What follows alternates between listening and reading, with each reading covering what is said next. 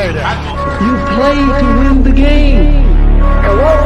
My message for the fans, we're all frustrated with where we are right now.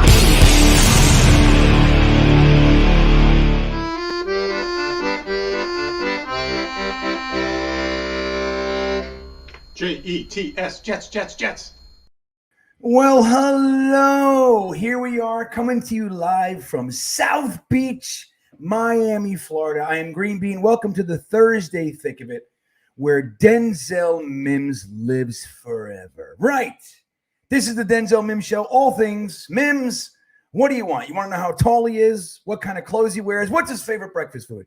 We're going to talk about Denzel Mims tonight for you guys. We have lots to discuss. We have our guest, Ali, from loyal New York Jets fan, showing up to hang out with us approximately 9 p.m. tonight, and that'll be a good time. And it's nice to have all you guys here, man. I've been traveling around the old eastern seaboard here of the United States of America. I am absolutely destroyed. I'm tired, man, but we're going to get this going. We have Jet stuff to discuss. We lost out on some things, and we'll get you, a take on your feelings and everything like that. Before we get started and bring on our co-host, I do want to remind you that the Thursday Thick of It is sponsored by the world-renowned, the great,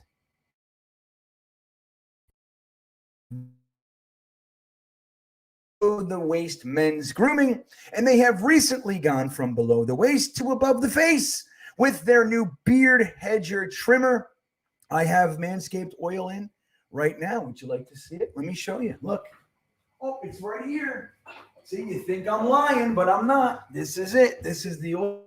Look at that. Manscaped. Is that right? Yeah, there it is. That's how you do it. Manscaped. Great oil, great beard balm, great products and all that jazz, but it's all about the beard hedge trimmer, guys. Beard hedger trimmer. It's got 20 settings all in one device. You don't need a bunch of clips and claps and all these sorts of things. It's fantastic. We got the Lawnmower 4.0. We got the weed. I used all three of those friggin' things tonight. I swear to you. Look, right here, the lawnmower. I was just using it. I love Manscaped. It's the best. And you can save 20% off of all of their products on their website. Just go ahead and use the promo code GreenBean at checkout. There will be a magical little evaporation of 20% of your bill. And on top of that, you get free shipping no matter where you are on this flat earth of ours, right? Am I right? Am I right? It's flat. Am I right? Come on. Everybody knows it's flat, right? If you don't, then it's the globe. But guys, Manscaped, promo code GreenBean, save 20%. That all said, let us bring on our co-host. I bet he's got significantly more energy than I do. Let's see what that's all about. Let's say hello to Gunny. What's up, dude? Good morning. Hey, what's up, GreenBean? How you doing, man? How you doing? I'm on time this time. Made it on time. Appreciate you for having me. That's right, man. It's nice to have you on time. Now, look, we understand things happen, right? Especially down there in Houston, where Houston's known for a couple things. You have the Texans, right? Then you have, what else is Houston known for? Used to be the Oilers. But what else? Now it's the Astros. Today was opening day, so I was at the office and everybody's rocking their Astros gear. Being a Yankees fan, that doesn't sit too well with me, but it is what it is. As far as food, though, Gunny, obviously we all think barbecue and all that jazz. But what is Houston's deal? I'm not gonna lie to you. Tacos and barbecue, you can't find it better anywhere else. I think the taco spots and the barbecue spots out here in the Houston area are literally second to none. I struggle now to eat tacos anywhere else that I go. And I'm talking about like in California. I've had tacos there. They're good, but they're not Houston, Texas good. And barbecue, I'm sorry, brisket is like a staple in Texas barbecue. And there's a couple of spots, man. I'm telling you, that's just GreenBean. You ever come out to Houston? I got you, man. We're gonna have a good time because there's some spots. I'm telling you that you'll be thinking about long and hard. You know what I'm saying? Once you're out of the area. Dude, I'm going to take you up on that. As you know, I am not one who just boasts about traveling. I travel, dude. You know what I mean? Like, I'm one of those guys. Like, I just end up all over the place. I don't know how it happens sometimes, but even like now, dude, I'm in South Beach. I was literally in New Jersey this morning. And for the beginning of this week. Started in Charlotte, the place. So I'm gonna bet I will be in Houston. Remember all that shit you were talking about? It's time. It's time to pay the piper. Okay. Get me over to that place. Okay. You're talking about. Now let me see. You say when? I'm looking at a map. What's the theme park in that? Are there any theme parks over there? We got a couple of water parks, but when it comes to theme parks, we got a Six Flags out there by San Antonio. We go there, take the kids there quite a bit. But in terms of like unique theme parks that would interest you with your theme park resume, I don't know really if we've got anything that would really interest you. A lot of the theme parks in the Houston area have been shut down for quite some time. There's a couple of areas where they got a couple of I guess you can call them more like fairs, where they got rides and stuff there. I can take you to Greens Point. They got an ongoing fair over there. Not the greatest part of town we want to be hanging out in, but you know what I'm saying? It's a consistent little fair that goes on in Greens Point, where the Greens Point Mall used to be. But other than that, it's pretty much water parks. We got a couple of nice water parks out there in Katy, in the Cypress area, and there's one in Spring. But other than that, whenever I take my kids anywhere, we're driving to San Antonio usually to go to Great Adventure.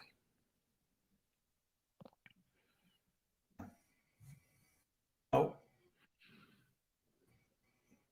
that is looking spotty. So I apologize. I'm glitched on my end. I was wondering if it was me or you. I'm like, if it goes out, Gunny, you'll see me. I got you. No. It's me. Most Okay. likely, I right. can't. You've never had an issue, and so I'm down here. I have a little bit. I'm a little far from the router in the house. Like I'm in a back apartment. So I got you. It might happen tonight. Everybody, bear with me. Gunny will fill it in. He'll backfill. I got it. If I just go out, covered. Gunny, you start talking. All right? I got you covered. Yeah. So yeah, man. I'm gonna make it down to Houston in the near future, but it is also known for traffic. So it is what it is. Now, guys, I want to. You're right. I want to know. I know Jets Chaos says it's freezing up a bit, man. That's what he's letting me know. Yeah, it is what it is. You know what it was, Jeremy? I tried to get. I got a little. I got a little. What's the word I'm looking for? Risky. I went to this big coaster map. I wanted to see what was around Gun, and it takes a lot of space. And as soon as I clicked on it, I saw it. I was like.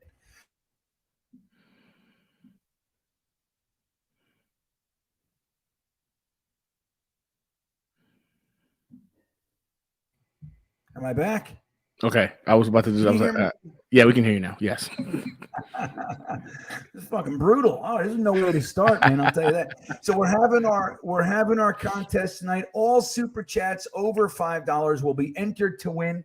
We're going to give away another liquid IV pack, 16 liquid IVs in a nice sack for you. We'll give one of those away, and we're also going to give away a GreenBean T-shirt. All you have to do to enter is a super chat over $5 or more will automatically be entered. We'll count them up by the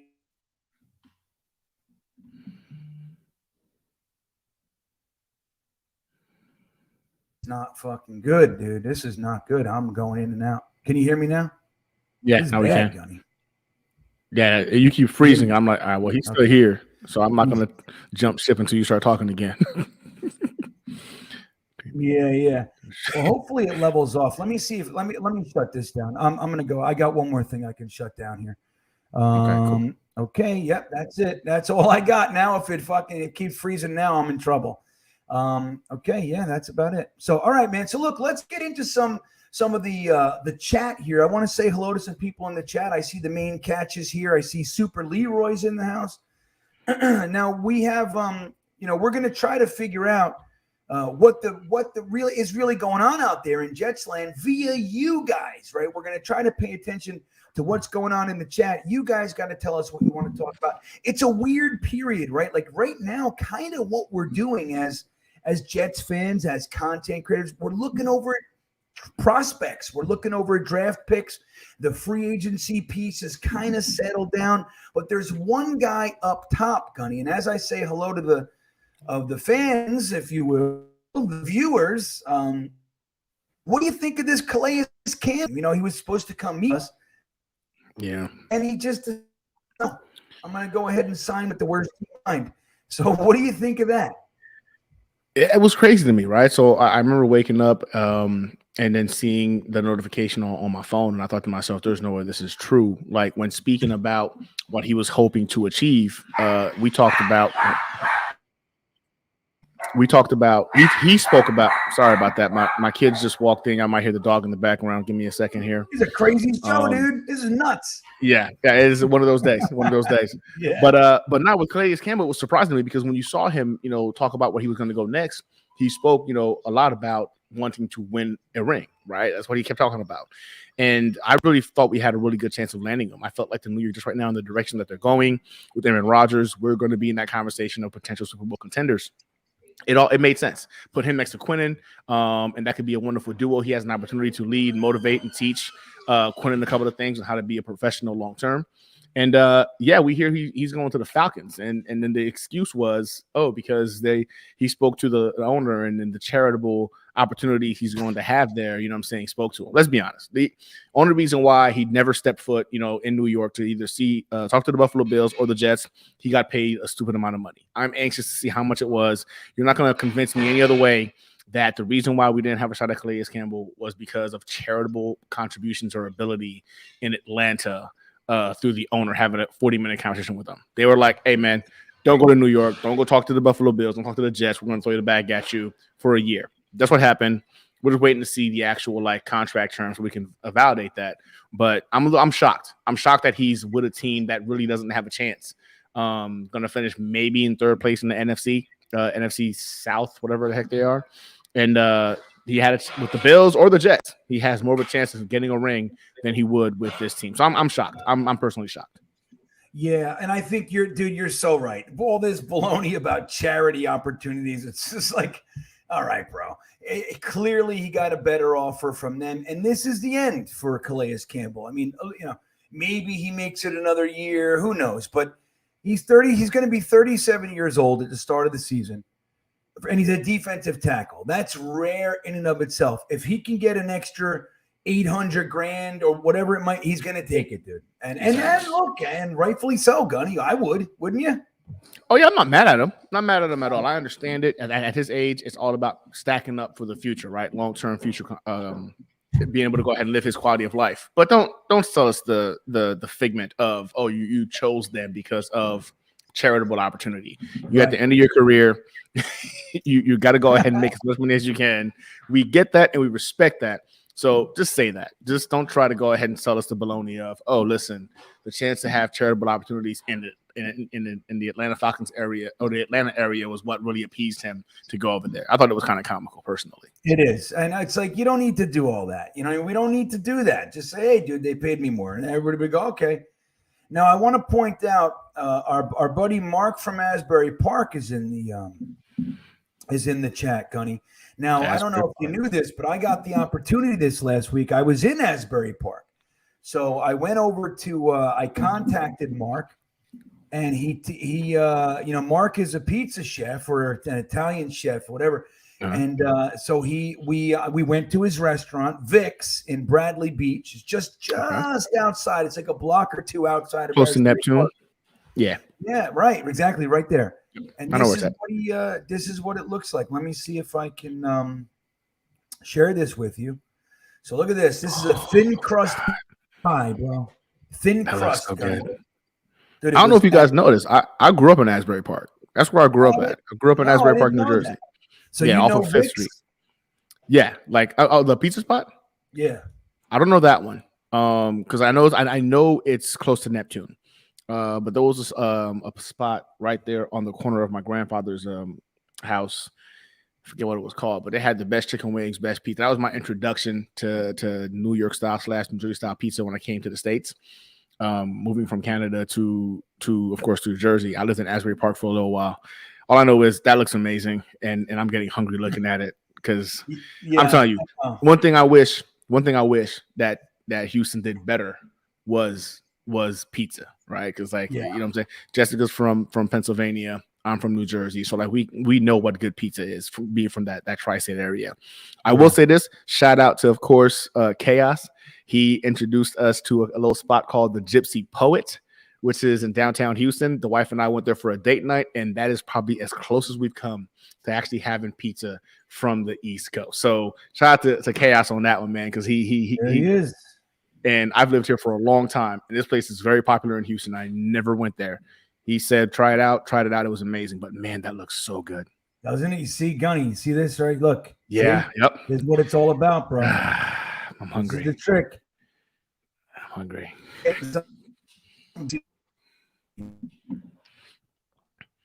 is a good time for GreenBean to be freezing right now as I'm admiring this pizza. That looks so good. I'm gonna shut it off. Yeah. So look, I'll bring Jeremy on just in case I get kicked off. So Jeremy will be here, and if in the event I get kicked off, you got somebody to talk to. But I got Jeremy, you ready? Yeah, I'll bring Jeremy. He'll just sit here and hang out. But if I get kicked off, but yeah, man, that's some good shit. Mark, thank you. I enjoyed meeting you, and thank you for the pizza. It was quite excellent. So what's up, Jeremy? How you doing, buddy? Doing all right. I got a 3-day weekend. So Ooh, happy nice. about that. Yeah, we celebrate Cesar Chavez in California. He has a holiday out here. That's a holiday. Okay. Yeah, because he was he spoke out for the farmers. He was a big Boxer? He said the boxer. the boxer. I might be saying his name wrong. But no, he's a famous advocate for farmers. No, and you everything. probably- He spoke out for farmers' rights in California. So it's a big deal here in California. Wasn't he huge on the whole DNH seeds, whatnot, for the bigger companies trying to go ahead and force you to use their seeds if you had farms? He was one of those big advocates against it, and push more for the organic. It was a big push for organic farming, vice that genetically modified seeding stuff. That was one of his things too. Yeah. Yep. Look at FM. Looks like Little Caesars, bro. You're a What? fucking That's disrespectful. You're a curmudgeon, bro. That's what you are. You're a curmudgeon. That's it. I mean, that pizza was excellent. All right. So E Boogie checking in. Thank you for the super chat, E Boogie. He says, "Hey fellas, when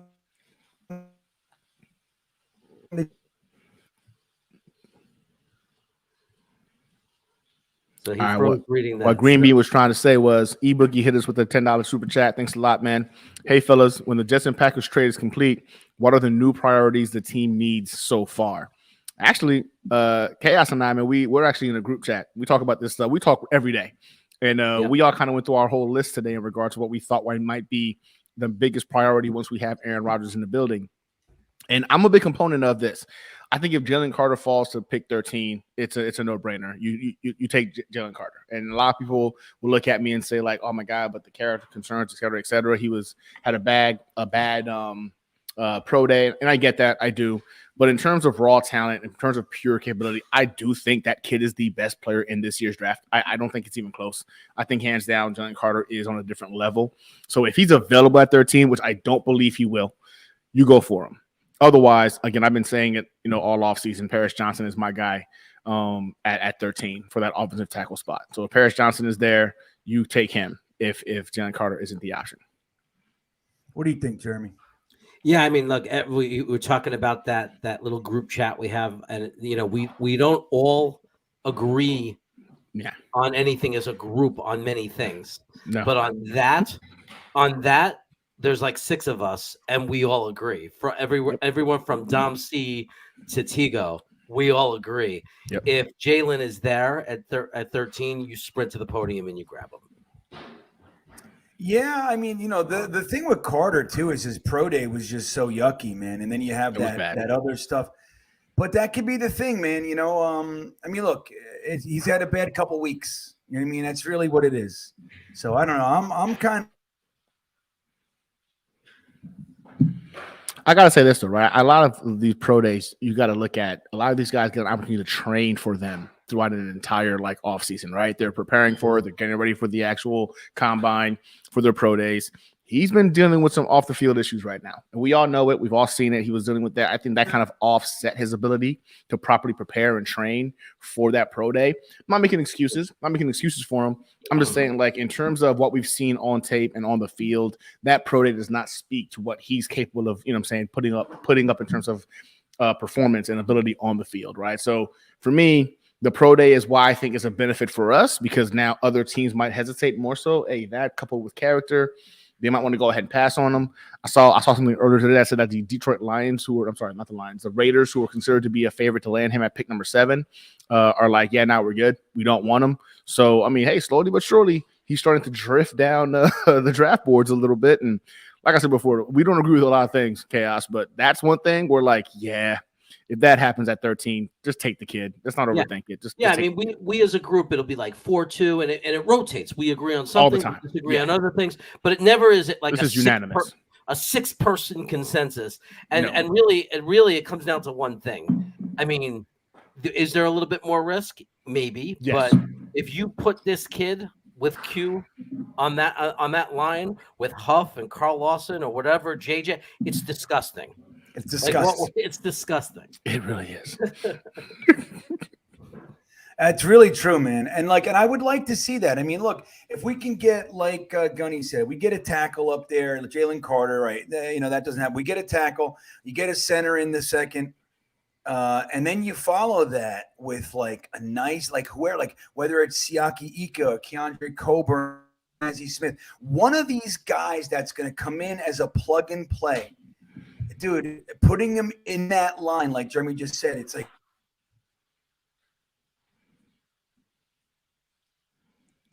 yep, that's all great.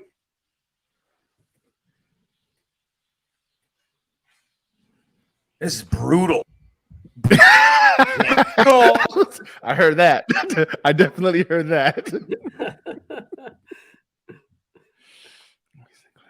Why don't we move on to Jacob Finnegan's super chat? Yeah. All right, so we got Jacob. Hey, Jacob, thank you for the $5 super chat, brother. Yeah. He says, why don't we send Clemens to Brian Gutekunst's house to get the deal done? Love all you guys. Best fan base in the world. Appreciate the love, man. Appreciate the super chat. And you're right. Maybe that's an option if we're getting closer towards season opener and Aaron Rodgers is not in the building, right? We just let Michael Clemens know he has to go over there, do what he's got to do, get the deal done, right? The enforcer, the closer, however you want to put it. But no, I don't know about you, Chaos, but I really think it gets done before the draft, man. I know we talked about it earlier, that it's a big component in regards to how we see the draft turning out, if it happens before or after. And I don't know about you, but I'm okay with it happening after. If you're talking about we know Aaron Rodgers is coming and we get to keep all our draft picks this year, I'm 100% on board with that. How do you feel about it? No, absolutely. Because if we only get him for 1 year, I want the best team possible. So I want all of our picks, right? He might retire. So hell yeah. To me, there's no pressure for I feel like we're in the driver's seat right now. Now we lose a bit of leverage once we get there. Like if we get to the draft and no deal has taken place, that was nice. We get all of our picks, but guess what? They could hold that guy till July. They could really mess with us at that point. Yep. But and that's a big but. We'll have all our picks this year, so we'll be able to put the best possible foot forward for the 1 year that we know we have Aaron Rodgers. Facts, pure facts. And I think for me, one of the things that makes me a little more comfortable with it, even though the ideal situation will be to have him in the building, building rapport with our young guys, letting them understand where he wants them, how he wants them to operate within this offense, so we can go ahead and fire on all cylinders. But this is an offense that we already know Aaron Rodgers is very familiar with. Nathaniel Hackett is going to be incorporating that same offense that made him a back-to-back MVP. We have Alan Lazard in the building, who was with him during that time frame, who's going to be in the building, that can talk to freaking Garrett Wilson, talk to a Breece Hall. Yo, he likes this. He doesn't like this. He likes this. Doesn't like this. That's the only comfort that I get from him potentially being pushed towards the back end of the offseason coming into the house, because he's already got advocates in Nathaniel Hackett and in Alan Lazard to break down what he likes, what he doesn't like, and how to go ahead and move forward. Yep. GreenBean, you back? I don't know, dude. It's funny because my internet is going. I keep having the speed test on. It's going from 30 upload to 1. It's going. It's like that's what's happening. It's going back and forth. It's just swinging. Can't control it. Hey, look, dude, anybody who's been with me for years, this is the way we used to do it, man. So it's a little memory lane action for you if you're feeling We just got to adapt and overcome. Adapt and overcome. Right. This is what it used to be like for years. I'm surprised you guys even hung out with me. They're fucking doing this every week. Oh, my God. This is reminding me Jason, of Ohio, right. That's what I'm thinking. Ohio was the worst. That's why. Ohio was fucking brutal. Jason Zayas, can Campbell going to the Falcons indicate that he was told that they're going to get Lamar Jackson after the draft? Wow, what a reach here. Jason's, it could be possible. It could also be possible that they just told him they'd give him a sub sandwich every 15 minutes. I don't know. Jeremy, what do you think? Is this an indicator that that Lamar Jackson could be going there? It's not the first time I've heard that insinuated. So what do you think? It's possible that later on, after the fact, you look back and say, hey, that was an indicator. It's a stronger indicator that the Falcons specifically came out and said that they were not interested in Lamar Jackson. I think that's a much stronger indicator because I don't, people think, people think they're just playing games. Typically, they're not just playing games. No. Like if the Raiders say they're not going to take this guy, they're not going to take that guy. If an owner says we're not interested in the player, they're probably not interested in the player. But if he is playing games and it's and it's all just a big facade or whatever you want, then I guess this was an indicator. But I don't think so. I think that he had a nice conversation and it wasn't only about trying to win a Super Bowl. Maybe he convinced them that they could win a Super Bowl, but he looked at more than just that. He looked at, his personal life, the charities, the things that he wants to do. And he thinks that, Atlanta might be a really good community for him to do that other part of his life as well. What do you think, Gunny? I don't think really Lamar Jackson leaves Baltimore.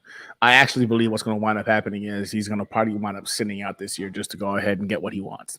I don't see in any situation where a team is going to put themselves in that position to submit an offer to Lamar Jackson, willing to get those 2 first-round picks, and now have to wait for the Ravens to match it, which locks up their numbers, locks up their ability to go ahead and make moves, their cap space.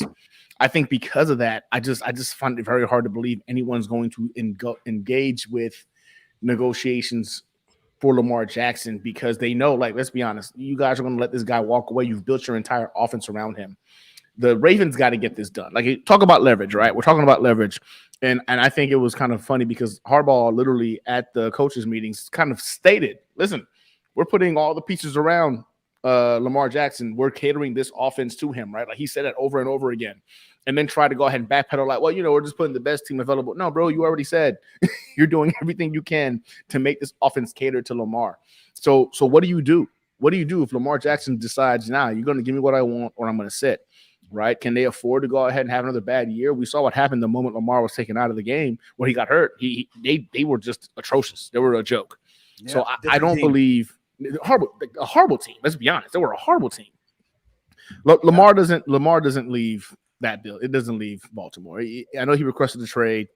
They're not going to give it to him. And I just don't see another team willing to go ahead and put the effort in negotiating a deal for Lamar Jackson to say, you know what, I would love that.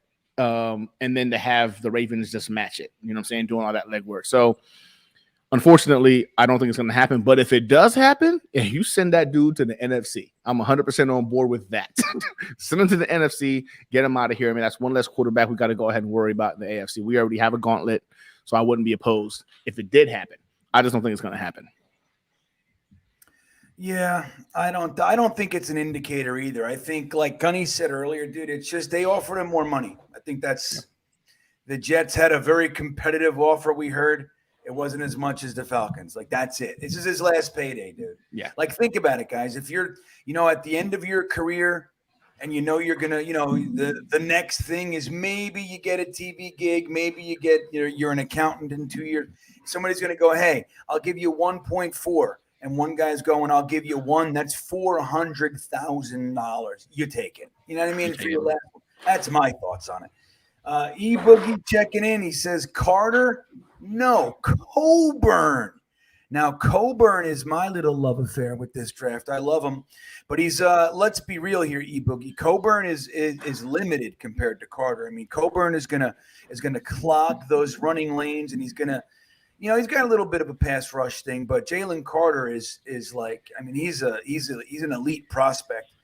Granted, he doesn't start to slip and go the way of Ja'Kai Polite, because that pro day was ugly, dude. He was huffing and puffing and looked slow and all that stuff. But I don't know, man. Look, taking a defensive tackle up front, I mean, I think, like I said, if it's not Jalen Carter, you don't even look at defensive tackle till your third or fourth pick, in my opinion. I mean, that's just kind of where it is.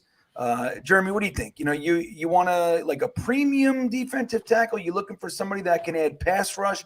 Or you think that offensive line is more important? Like, look, we got Aaron Rodgers. You got to make sure the guy's upright, center, tackle kind of a thing. And then defensive tackle's the next thing. How do you see it?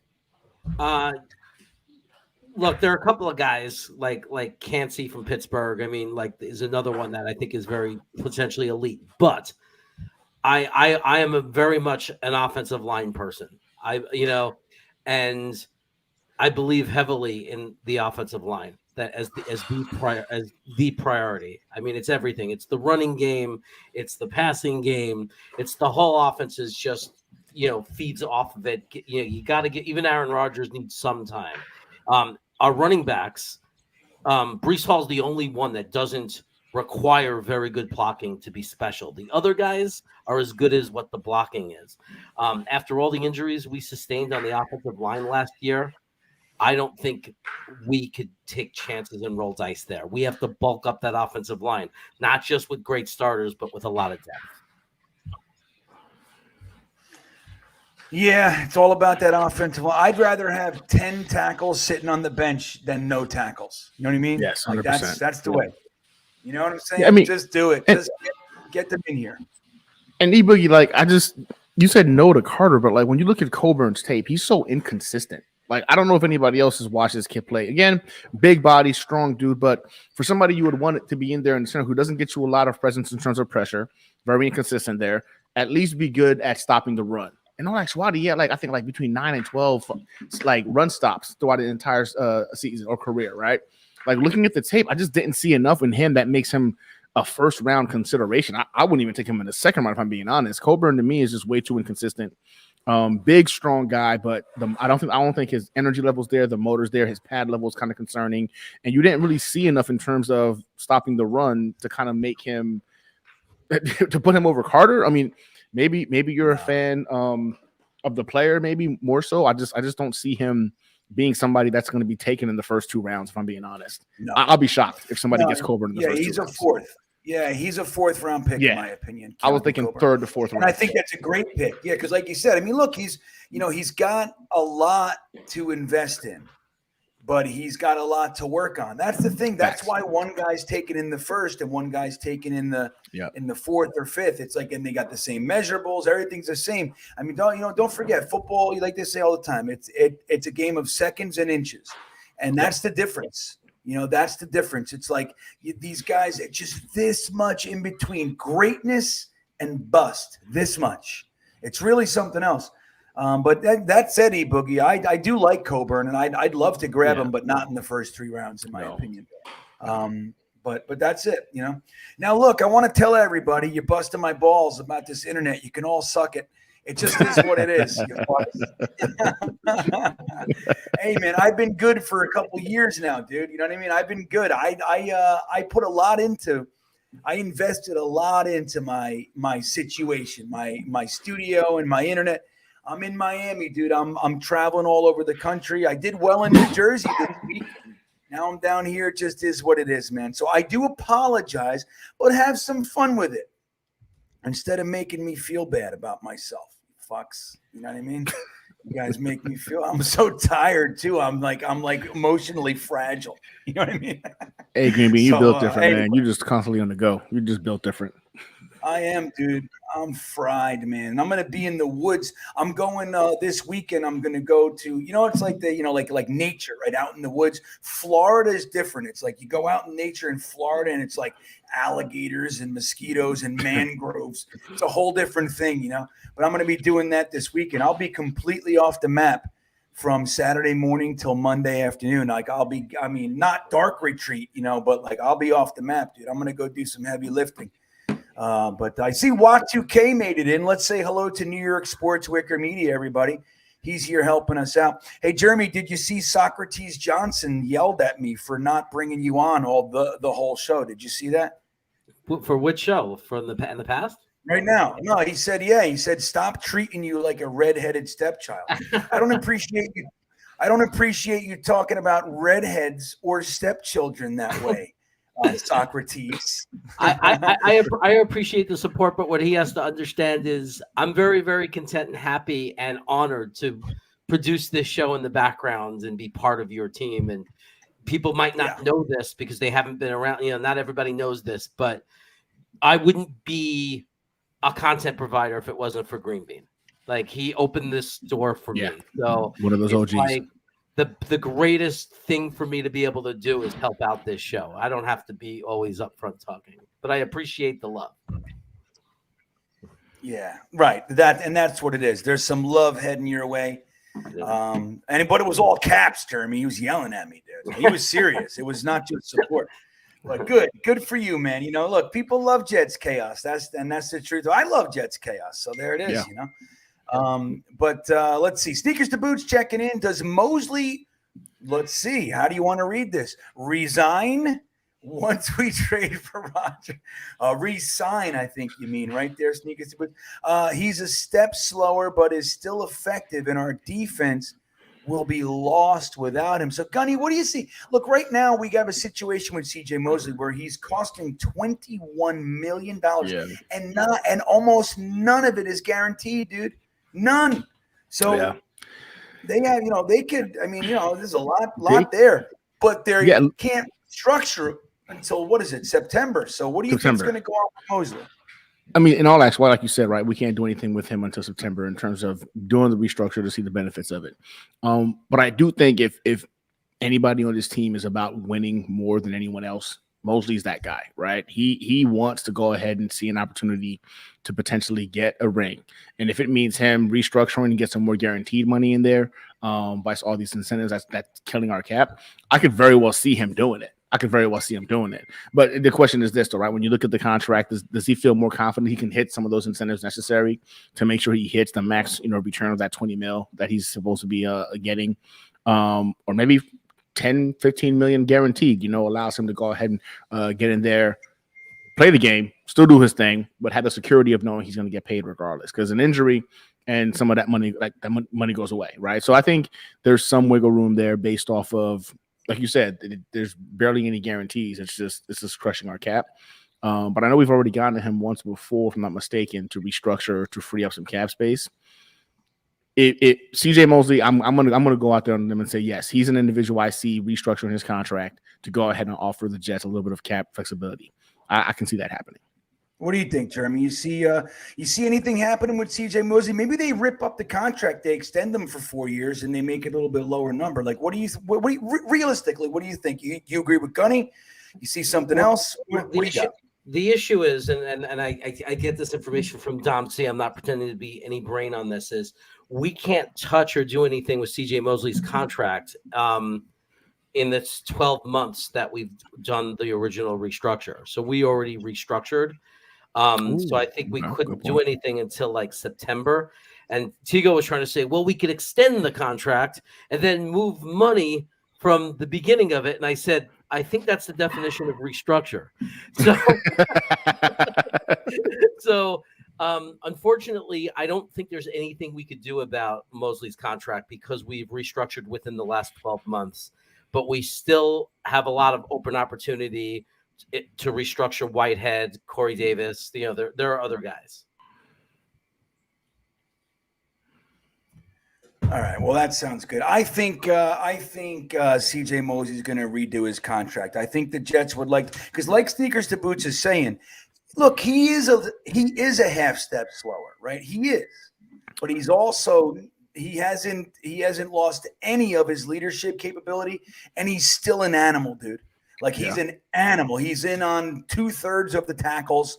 He gets 10 plus tackles a game. That said, he does get burned here and there too. So, I think he's worth keeping around. He's worth having as that like leader, that figurehead of the defense, and he can still play. He's still among the better linebackers in the NFL, even if for him he's a step slower. But I'd like to see him extended, because I'll tell you what, dude, look at this. If you just, like, for example, CJ Mosley, you take $10 million off of his, right? Somehow you work that out. $10 million. Then Corey Davis is in the Aaron Rodgers trade. That's $20 million. Now you do some Carl Lawson, you spread him out, and you get another 10. Like, we can get 30, because Joe Douglas has like $30 million in his pocket if he needs it. He's done all this with nothing. He hasn't changed a single thing. He hasn't cut anybody. He's just like, yeah, sure, bring on Aaron Rodgers. OBJ, sure, I'll bring on anybody. Alan Lazard, $44 million, give me him. Like, he's just like, I don't know, man. I'm really surprised. We all thought that one of, if not all of those guys, Davis, Lawson, Whitehead, Mosley, somebody was going to go. No one. I'm impressed. I really am. Now, FM, I just want to say, dude, you got to cut it out, man. You're losing credibility by the second out there, buddy. You just got it. I'm not even going to give it what it is, but FM, dude, holy shit. Your takes are getting rough, buddy. I love you and all, but holy shit tonight. You're on fire in the wrong way. Jay-Z, Jetsfan checking in. Look at this guy. Thank you, buddy. He says, hey, guys, great show. GreenBean, I just wanted to let you know my family's thoughts and prayers are with you and your dad. Best wishes. Well, dude, thank you. I sincerely appreciate that. As if you don't know, my father had a very, very serious kind of emergency situation this week, and that's why I went up to New Jersey. Sporadically, I just kind of jumped on the train and went up there because there was some very real concern that might be the last chance. It was funny to Jeremy when I was talking to him. I went up there. He was surprised I came up there. And I said, I was talking to him, and he goes, you're here because you think I'm going to die. I said, no, I'm not. He goes, yeah, you are. That's why you're fucking here. You came here. You think I'm dead, don't you? I'm like, no, man, I just wanted to see you. He's like, yeah, all right. Yeah, okay, I'm buying that.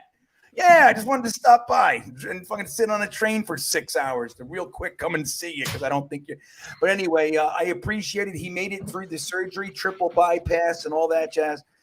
And he's in ICU now, and they said he's responding well. So, Jay-Z, thank you. And to everybody else, I've gotten a lot of well wishes. So, guys, this is the stuff that separates. So I appreciate it, man. Did I cut out there, Jeremy? Did I leave? No, that was clear. The internet world let that be very clear. Yeah. Oh, good. Because you know what's funny? You guys both went circles on my screen. I'm like, I'm talking to nobody. Nobody's fine. That's what my wife just texted me and said, "You look clear." I'm like, "Yeah, right now." I mean, well, anyway, who knows? Let's just keep going. And but Jay-Z Jets fan, thank you very much. I appreciate it. And don't forget, guys, we got Ali from Loyal New York Jets fans coming on in just a little bit, maybe 15 minutes or so. Yep. And I'll let you guys interview him, because I'm probably going to get kicked out of here once I bring a fourth. It's going to be rough. But Ali, we haven't had Ali on, I think, maybe once since he went down to the Senior Bowl last year. But Ali works for the New York Giants, and he's a diehard Jets fan, and he's a good dude, and he's a great guest. Look at Wild Wave says GreenBean opened a lot of doors for a lot of creators. Wat2K is another one, dude. I put out an ad. I needed somebody, not an ad. I don't know what the hell it was. I put out a text somewhere. I said, hey, I need somebody to help me with stats. Poof, Wat2K was born, just like that. He's like, I'm good at stats. I'm like, done. Come on. Yeah, so there you go. Now, I'm sorry for introducing the world to Wat2K. I do apologize. But he's here nonetheless. So I love these guys, man. I think this is such a cool thing that we get to do, like, make no mistake. This is, we get to do this. You know what I mean? So this is, so Right, Gunny. It really is, man. It's like a privilege. I was just talking to my friends. Like, these are my best friends in the world in Miami, right? And I'm down here and I'm hanging out, and we're just chit chatting. And she's like, "Well, what's going on?" And I said, "Yeah, you know."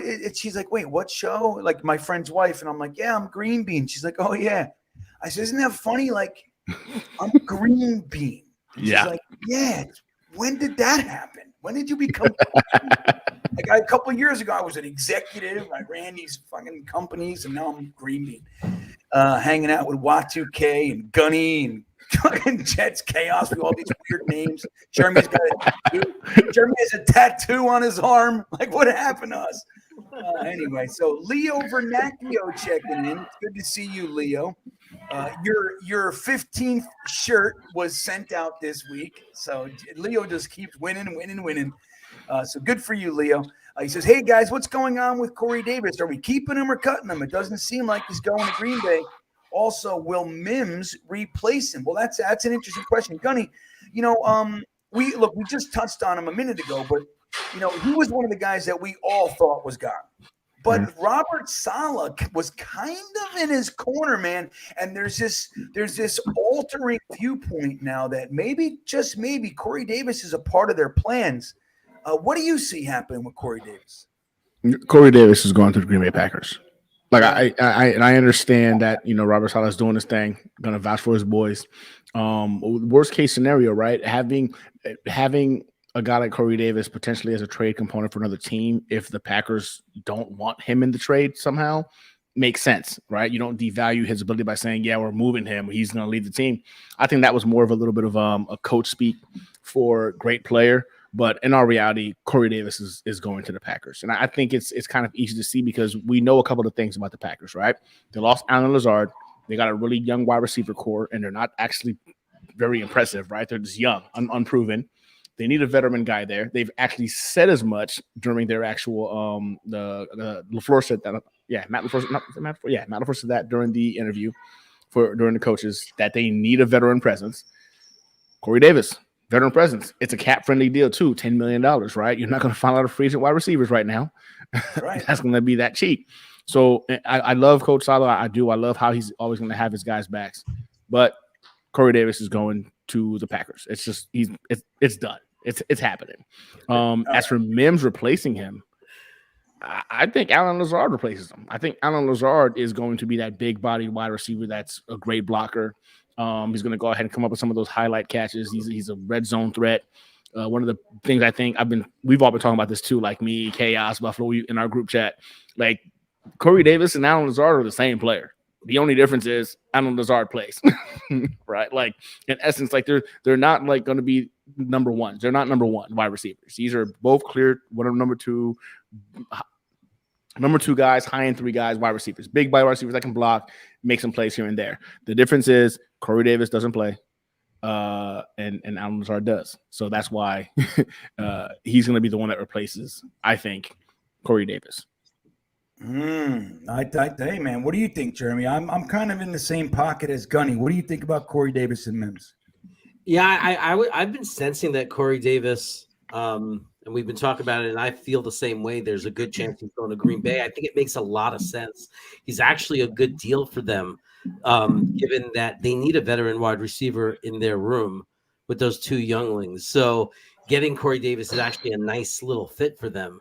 I don't think it is, the rest of it is like, I don't feel the need to like align players to say this one's replacing this one. I think we're building a new wide receiver room, and we could just leave it at that. We're building a new room, and it doesn't have to be, player to player. It's just, yes, the style is still there. Like, Lazard is that good blocking wide receiver that still fills that want for a Robert Saleh, Joe Douglas team. Like, we still get that guy that does everything, that blocks. So it is a good person to now step in if Corey Davis is going to be gone. I might be the last person holding on to this thought, but I still believe that Denzel Mims could be a real contributor to this team. Now, be careful, Because even though Leo asked about Mims specifically, Hennessy is going to yell at us for a minute in a minute for bringing up Mims. He's going to do it. He's fucking Hennessy, man. Like, here he goes again, talking about Mims. But look, and the truth is, every week we do find a way to do it, but it's not our fault, Hennessy, man. It's not our fault. But I agree, dude. I think, I like how Jeremy just put it too. Like, we're reshaping the room. It's still the same, but we're moving away from, the Berrios, Elijah Moore kind of thing. Yes, we have Mecole Hardman, who's very, very similar, build. More straight line speed than a Moore or Berrios, but we're moving back to that big bodied thing. And look, the first 2 years Joe Douglas was here, he didn't sign or pick a wide receiver that was under 6'2". So Joe Douglas has a type. Like, he likes those big body guys. It was LaFleur's preference that we started to see Elijah Moore and that sort of impact come in with the shifty little slot kind of thing. But I think Nathaniel Hackett is known to like bigger receivers. Bring in Alan Lazard. I think Denzel Mims. Once Corey Davis goes to Green Bay, I think Alan Lazard fills that. Dude, he improves it, man. I mean, Corey Davis is a very, very good football player. He's got a propensity to drop the ball, and he's injured at least 5 games a year. Like, you just can't do it. Alan Lazard, knock on wood, he is a little bit healthy. So he's like a better Corey Davis. And look, and Aaron Rodgers is super duper comfy with him, man. Why not? But I think Mims is going to surprise people, and I can't wait to stuff the Mims shit down half of your throats out there. I can't wait. I can't wait. It's been 3 years of this shit with you guys, man. Everybody abandoned poor Mimsy, dude, for no reason. I don't understand. But yeah, I think that's the way it's going to go, Leo. Now, this is Night Stalker. Night Stalker, you didn't put a comment in there. Thank you for the super chat. But I want to ask you a favor, Night Stalker. Right now, you guys don't know this, but I've known Night Stalker for, 23 years. I've known him. He was a guy, we used to call him Herminator back in the Herm Edwards days. And when we were, Matthias Simon, who was in the chat all the time, he ran a Jetnation kind of thing called The Greenhouse, and me and Night Stalker used to go over there. And when we had our tailgate, Night Stalker and his son would come up from Florida, and we would all hang. We had guys from all over the country that would come into our tailgate. So Night Stalker, I recently had my hard drive wiped, right, by Apple. They just wiped my whole computer. If you could email me the picture, the picture I'm talking about, okay? If you could email me the picture, put it right in our thread. He and I were just chatting this week. If you could send me the picture and then let me know in the chat when you sent it, I want to show everybody the picture of a beardless bean from back in the day. What? Oh yeah, man. I didn't always have this beardless. I wasn't always this old, buddy. You know what I ain't gonna. I thought you came out the womb with a beard. I ain't gonna lie to you. Beardless. I know. I mean, and I'm talking clean shaven too, man. Like like your head on my face. Yeah. Wow. So okay. Yeah. So Night Stalker, if you would be so, I know you have it. I know it's right at your fingertips. I know it. So if you could email me that, and then just let me know in the chat, Jeremy, and everybody will keep their eye out for it, and then I'll pull it up so I could show everybody. But it's good to have you here, and sorry you don't have a question in there. I don't see it, but thank you nonetheless for the support, buddy. He says done. I'll send it tomorrow. Awesome. Oh, tomorrow? Okay. All right. I'll show it next week then, Night Stalker. All right. What else we got here? So any minute, guys, about 3 minutes from now, we're going to have our guest for the evening. I'm really excited. I haven't seen Ali in a while. So Ali from Loyal New York Jets fans is going to be coming on, and that'll be real nice to spend some time with him and get his take, dude. Ali he's an OG, dude. He was 30,000 deep on Instagram when I just got here. He was already entrenched. Ali does all kinds of meet and greets with Jets players and merch, and he's an impressive young man, and I can't wait to talk to him. Leo checking back in, Jeremy. Look at this. Leo's back. He's got more questions. I love you, Leo. He says, Corey Davis stretches the field and is a downfield threat. Lazard is a great blocking short yardage wide receiver. Who will replace the downfield threat? Plus, Lazard gets banged up. That's my concern. I don't know if he doesn't. I'm going to look right now. Lazard doesn't get banged up like Corey Davis, though. No. So, Jeremy, what do you think? I mean, I don't mean Corey Davis is super fast, but I don't really look at him as a deep threat. He's more of an over the middle guy. Yeah. Right? What do you think? You guys, I mean, Gunny, I'll go to you then. You seem to want to answer this. So what are your thoughts on it? Well, first and foremost, hey Leo, appreciate the super chat. Thank you so much. I don't see where you're getting downfield threat from Corey Davis, though. I don't. He's that in the middle guy. Like we're throwing the ball down to him to get that tough yardage. If anything, watching the tape right now of Allen Lazard with Aaron Rodgers this past season, you see an individual who's made a couple of big plays down the field to include some long touchdowns. I think there's a misconception here. Maybe I don't know if you're switching the two in that component, but Corey Davis, yes, in terms of pure speed, Corey Davis is faster than Allen Lazard. There's no ifs, ands, or buts about that. However, in terms of game speed, when we've seen it, thank you, baby. When we've seen it, it's been Allen Lazard. You're seeing more of those down the field plays. And Lazard again has been more readily available than Corey Davis. So in terms of Lazard getting banged up thing, again, I think that's more of a Corey Davis thing. But to answer your question, though, who will replace a downfield threat? Mecole Hardman. Yeah. He is a top 5 fastest guy in the NFL right now. He's right now on the Jets roster. And Garrett Wilson showed us as well. He can stretch the field last year as well. So I think we've got a couple of guys with 4.3 speed that can go ahead and do that for us. But yeah, I think Allen Lazard is better than people are giving him credit for, if I'm being honest. I think so too. And he made some real clutch catches, man. He makes those over the shoulders, and as does Corey Davis. Corey Davis, when he's on, he's good, but he's very inconsistent. So let's take a look real quick, Leo, for you. So the last couple of years, this is Allen Lazard, right? So the last couple of years, you got 15 games, 10 games, 16 games. And then there's his rookie year, right? So he only played 1 game his rookie year. But that's pretty damn good, right? So, you got just about 3 full seasons there. Now, let me take a look at Corey Davis for you. Let's just take a little look-see. I don't like talking out of term. I know what I think, but let's make sure we're accurate here. So here's Corey Davis.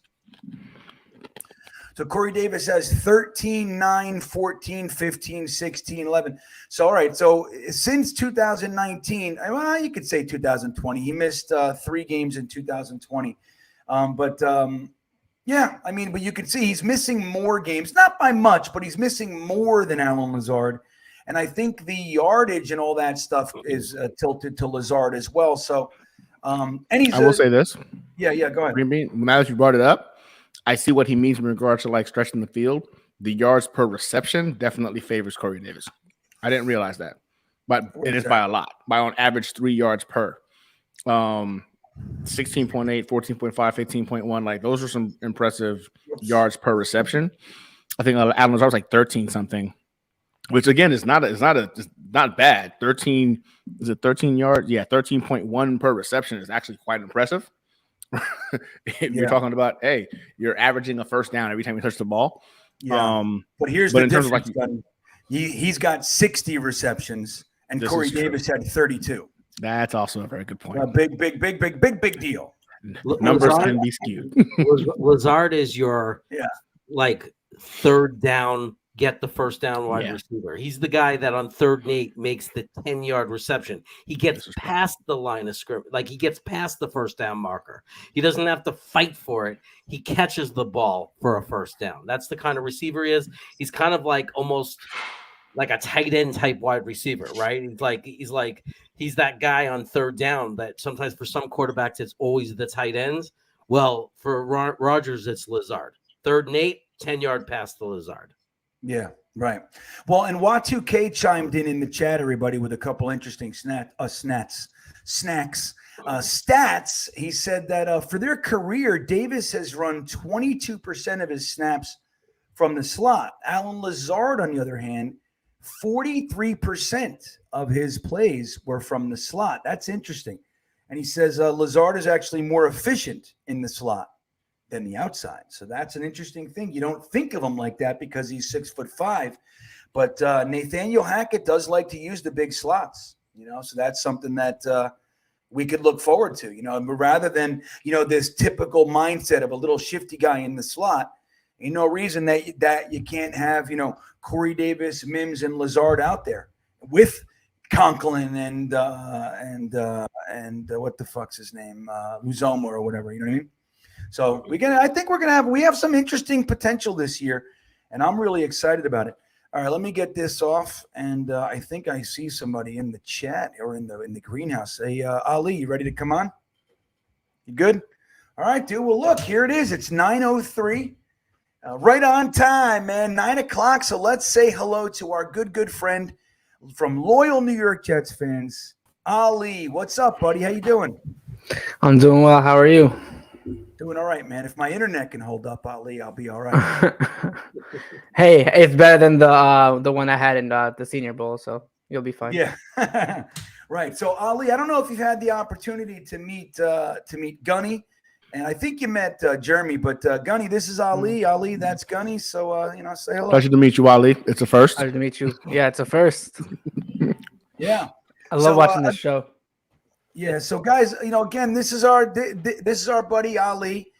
He's been on with us a few times over the years now. It's crazy. It's been years now.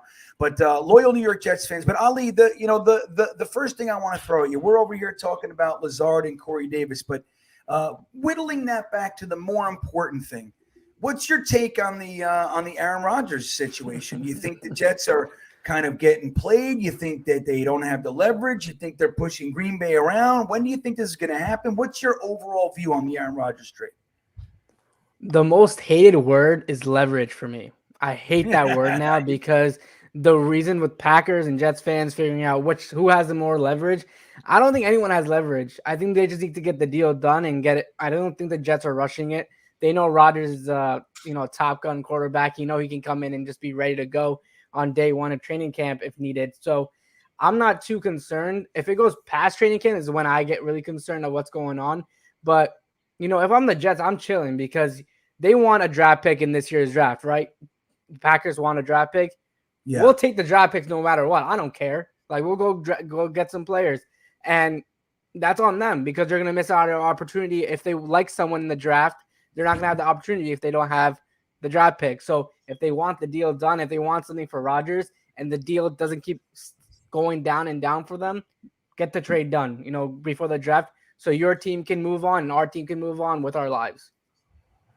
Now, what do you think of this newest rumor, Ali? So, the new one is 2 seconds and that the Jets are holding out for a 2025 give back in the event that Aaron Rodgers decides he's going to be a one and done. What do you think of that? You buying that one? You think that's a good deal if we end up doing 2 seconds? How are you going to feel about that? So in my eyes, I could see Rodgers play 2 to 3 years. I think he still has that in his tank where if he stays healthy enough, he'll play 2 to 3 years. So depending on that is how much I don't know if the first round pick's in play at all. So if we can somehow just give second round picks out, that's a win for us because you get a Rodgers quarterback that comes in and just is with a team that's ready to win ball games. You have a talented football team around you. Do whatever you can to get Rodgers, and I think that's why you saw Woody Johnson, you saw Joe Douglas. You saw them not really in the GM meetings. You really didn't see them worried. They're ready to go. They think that it's going to get done eventually, and they're not worried about the team. They're more worried about when's it going to happen. They're excited for him to come because he already publicly said the Packers screwed him over pretty much, and now he wants to go play for the Jets. He said that publicly. So to put that out there, the Jets need to get the deal done, and they're gonna wait and see when the Packers they need to just work on and be like, yo, listen to me, can we move on with our lives? Because it's just you're just hung up with your ex, that's kind of what it is. And it's just can we get it over with it? Can we just go to our next meal, our next girl? Let's move on, because that's what this team needs to do. The Packers be just give him over so we can just get on with our lives.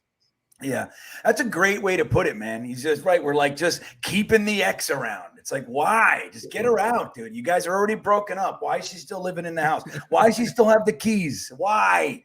That's Yeah, beautiful. yeah, I love for that. sure. Now, as far as this, the owners' meetings, like you said, I got the distinct vibe. Joe Douglas seemed more relaxed than I've ever seen him. He was like, there's no particular urgency. Whenever. It'll happen. But what did you think of this, Ali? And then we'll start spreading it around and we'll get back to some super chats.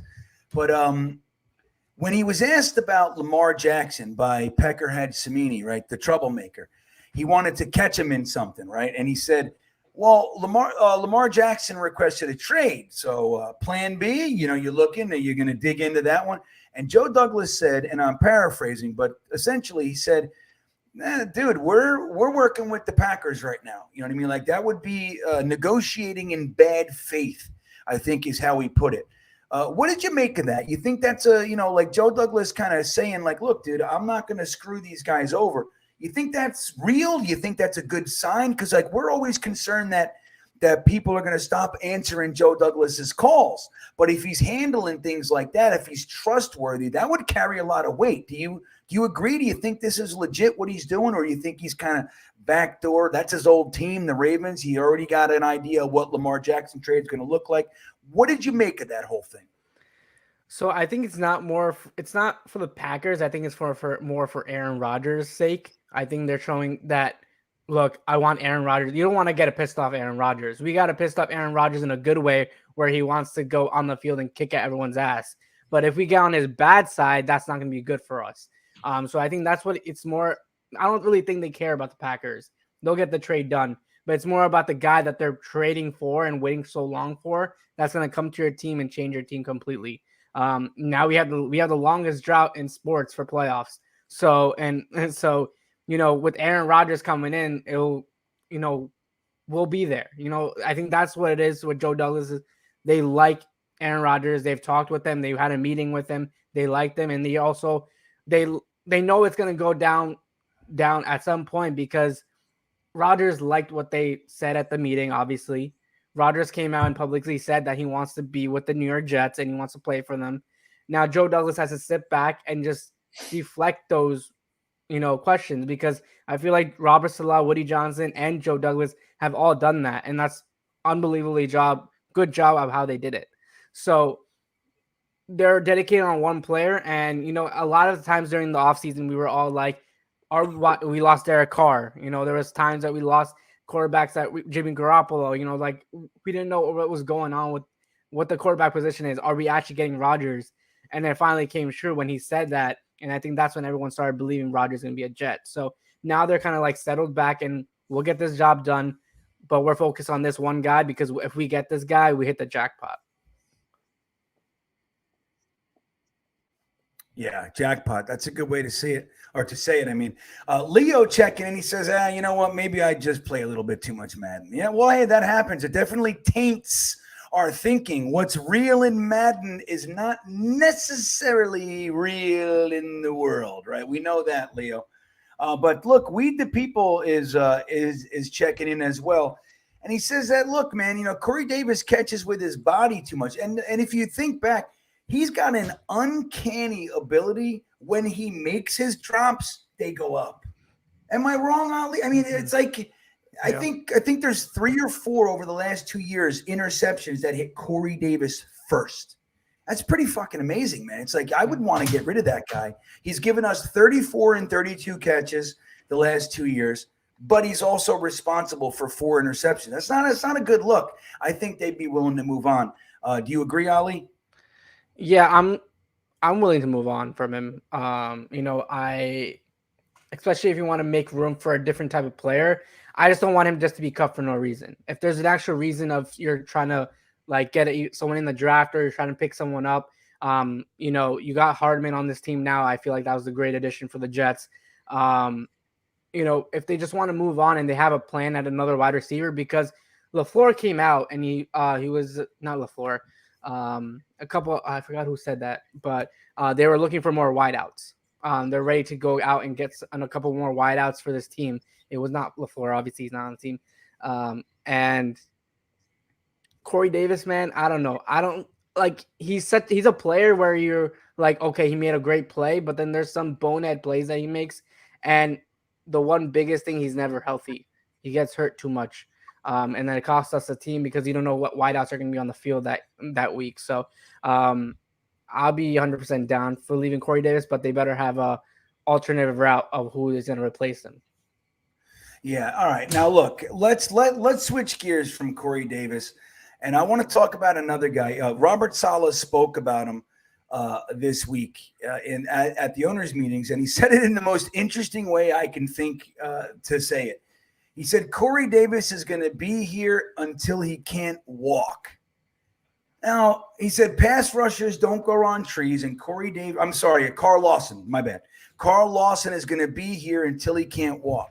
And Gunny, I'll bounce it to you first. You know, we talked about it before. We all thought that Carl Lawson might be on the chopping block here, $15.5 million. We have no real cap space. But Robert Saleh's like, he's going to be a member of this team. Is that surprising to you, Gunny? And then I'll go around. And what do you think of that statement? He's going to be here until he can't walk. Do you see an extension coming? Like, in all actuality, it did surprise me. I did believe that in terms of the infusion of youth we put at the position, in terms of a Jermaine Johnson, you see the Bryce Huff coming out party pretty much last year. We're all screaming at the top of our lungs. They need to sign Bryce Huff to an extension. This dude literally had the fastest get off and sack in the entire NFL last year, get him more reps. I did think that Carl Lawson at the time was expendable, right?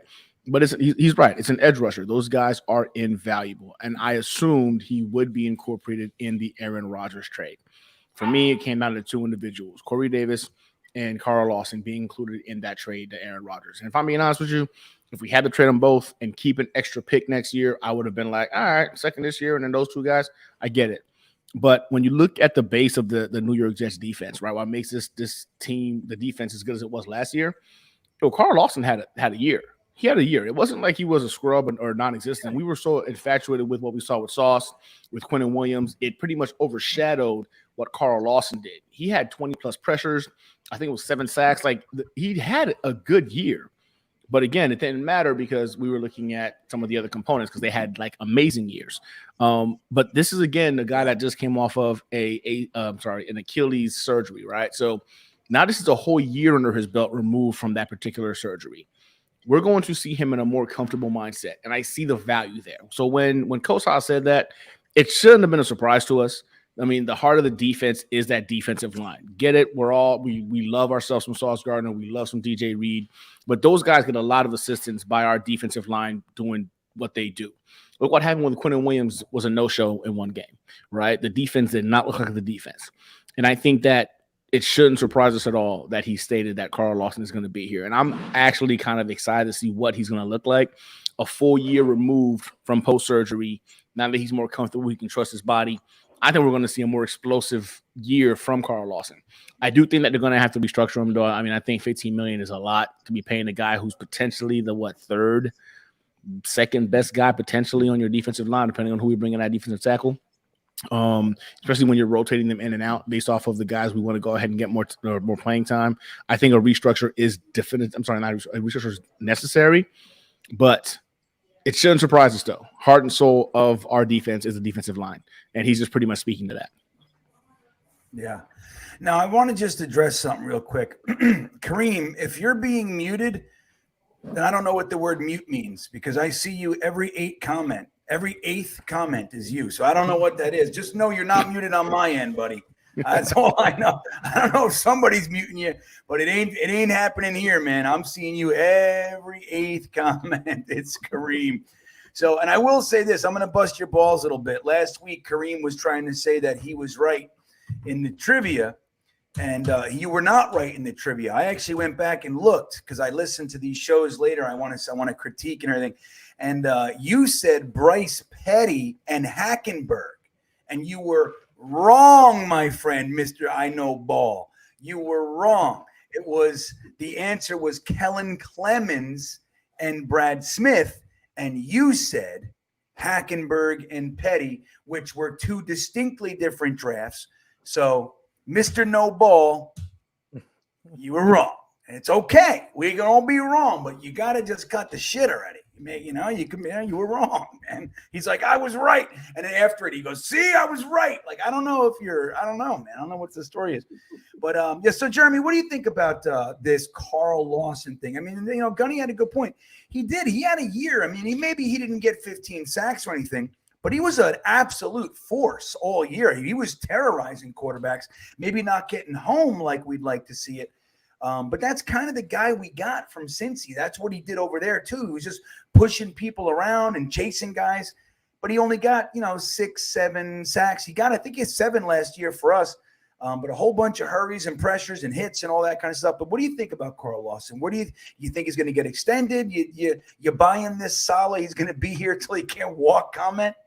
I don't know about the extension. I know he's here to stay for next year, and I wouldn't be surprised at all if we keep him for a couple more after that, as long as the price is reasonable and all that, because we know that JD is a value guy, and there's nobody that goes above that. Like he has a value. He puts a value on every player. He's very careful about the money and the finances and the cap and all that. I think that he was one of the most underrated Jets last year. And I think it's because a lot of fans look at box scores, right? They look at, for a defensive edge, they look at one thing in the amount of sacks. And you and me, we called almost every game last season, GreenBean. And when did our defense turn? After Quinn Williams yelled at that defensive lineman, right? We know that was like a turning point for the defense. And it was because of the defensive line. The defensive line started to terrorize the quarterback. And Carl Lawson was a tremendous part of that. We watched it every week. When they activated Huff, that was huge, but it was Huff and Lawson. They were, like if it wasn't Quinn in the middle, it was coming from the edge, and they were holding those guys every play. You scream it. Look, they're holding us. They're holding us. Why did we go from the 32nd defense to a top 5 defense? Right. Because we started pressuring the quarterback, and Carl Lawson is a super important part of that. And I'd be terrified at just thinking we just let him walk away without knowing who was going to replace what he brought to our team last year. Yeah. And, and Ali, I'll bounce this over to you. I'm real curious of your thoughts of Carl Lawson, but I want to address this, GMB Jeff, sounds like you're taking something personally. What do you mean you have the nerve to call Corey on? Well, he is unreliable, dude. What are you talking about? You know what I mean? It's talking about one guy, this or that. Corey Davis is unreliable, my friend. I mean, say what you want. He's given us a grand total of 66 catches in 2 years, and he's missed, 5 games last year, 4 the year before. I mean, he's unreliable, man. I mean, I don't know if he's your college roommate or something, but, don't take it personally. We're just talking shop. Ali, Carl Lawson. It's fucking crazy. What do you think of this? I mean, do you see him getting like maybe an extension? Do you think he's worth this 15.5 or 15.4 million? Do you see them maybe as we move on, kind of trying to trim his money? Where do you place Carl Lawson in this whole situation? Well, first on, we obviously did not get the player that we thought when he was playing over there in Cincy. That's what we expected him to come out. But the most important thing is last year he stayed healthy. And that's a big thing coming after the injury that he had. I mean, he had, I believe, 7 sacks this year. I think that was his second highest total since his rookie year, which was 8.5. So he, he still played very well. And the reason we brought him in was because of his pass rushing ability to get to the quarterback, to get that pressure on the quarterback. And it wasn't as high as we thought it could be. And like when we signed him, like in Cincy that he had, but he still was getting there. And maybe he just needed that 1 year to just get moving, get better, because playing the 17 games after that type of injury is a big deal. And he was playing at a really good level. You always saw him on the screen. If you watch the film, he was doing whatever he can to get to the quarterback. He was doing whatever he can to make a tackle. So he's, it is that Achilles injury is tough. If you ever played sports or anything like that, those type of injuries are very tough to come back, especially at a pass rusher position. So, to stay healthy for 17 games, to be effective enough to show that you can play another year for yourself and maybe take a next step that you had from last year, you should take that risk, because pass rusher is something we always wanted. That's something we really haven't seen since John Abraham. And, that's Right. kind of what it's been. That's everyone's talk when we're talking about pass rusher. We always think about Abraham because we haven't had one since then. So Carl Lawson was trying to fill up that, loss that we got. And we haven't had that type of pass rush. So you can't give up on him. I mean, hopefully maybe you go to the negotiating table and ask, look, we're trying to bring this guy in. Can you take a pay cut? Something like that, because a lot of these guys were taking pay cuts because they're probably pitching some idea of what the Jets team wants to look to go win some ball games. So if they go to the negotiating table, I feel it's Carl Lawson will at least listen to the Jets to see what they want to do with the team and see if he wants to get a cut. But Carl Lawson's some guy that you have to at least keep him this year because he could have an unbelievable year for the Jets and especially an important year if we're trying to make the playoffs and try to make a run with Aaron Rodgers. Ali, now I agree with every word you just said, but there's something going on in the chat right now. This is a very, very, very funny chat tonight. I don't know if you guys are paying attention. It's absolutely fucking ridiculous.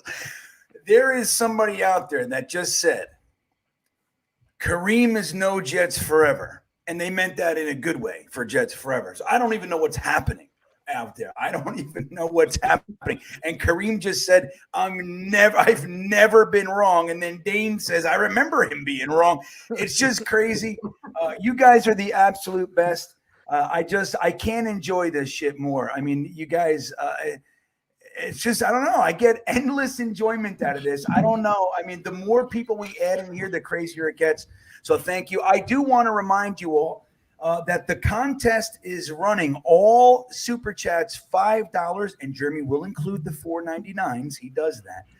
$4.99 and up will be automatically entered to win a GreenBean t-shirt, and we do a secondary contest where you will get to win a full unopened pack of Liquid IV, the hydration multiplier, and we'll send that right over to you. So all super chats $5 and up get automatically entered to win. And we are here with Ali from loyal New York Jets fans. I saw a couple comments that said, "Hey, who is this guy? I like what he's saying."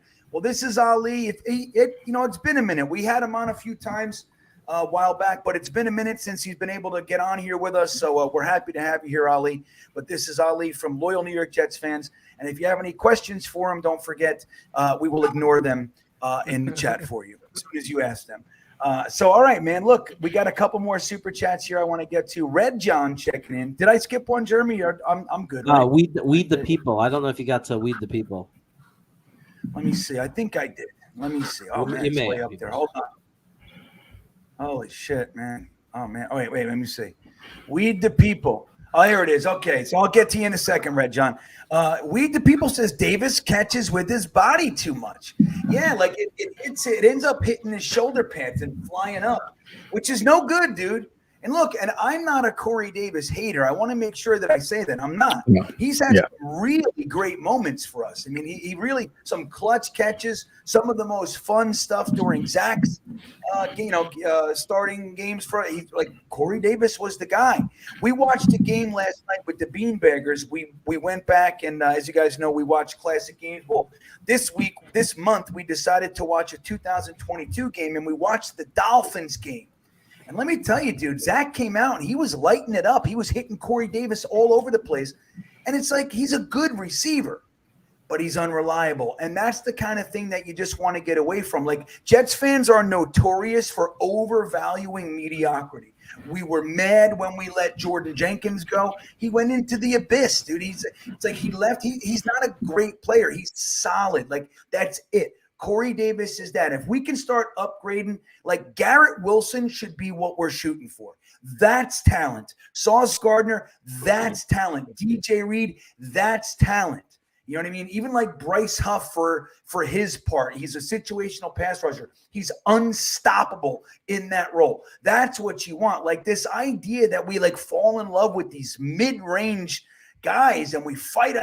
He's great. Dude, he sucks. He's given us 30 catches, fucking 4 interceptions. It's like, yeah, fine. He does nice things, but if you can upgrade, get him out of here, dude. And I like that Joe Douglas does that. He looks, he sees, he ain't it, bounce. He doesn't care that the optics, look at him, the guy he signed isn't good. Doesn't matter. Would you rather him keep him because he signed him like Mike McCagden?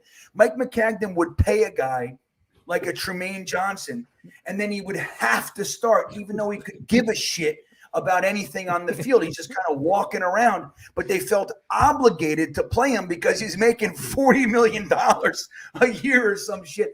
Joe Douglas doesn't care. I think that's an incredible positive. You know, Ali, let me get your take on Joe Douglas. We talk about it every single week. There's a lot of people that think he's doing a great job, but there's still a lot of people that think, hey, dude, we haven't had a winning season. You know, he's had a major collapse last year. He whiffed on Zach.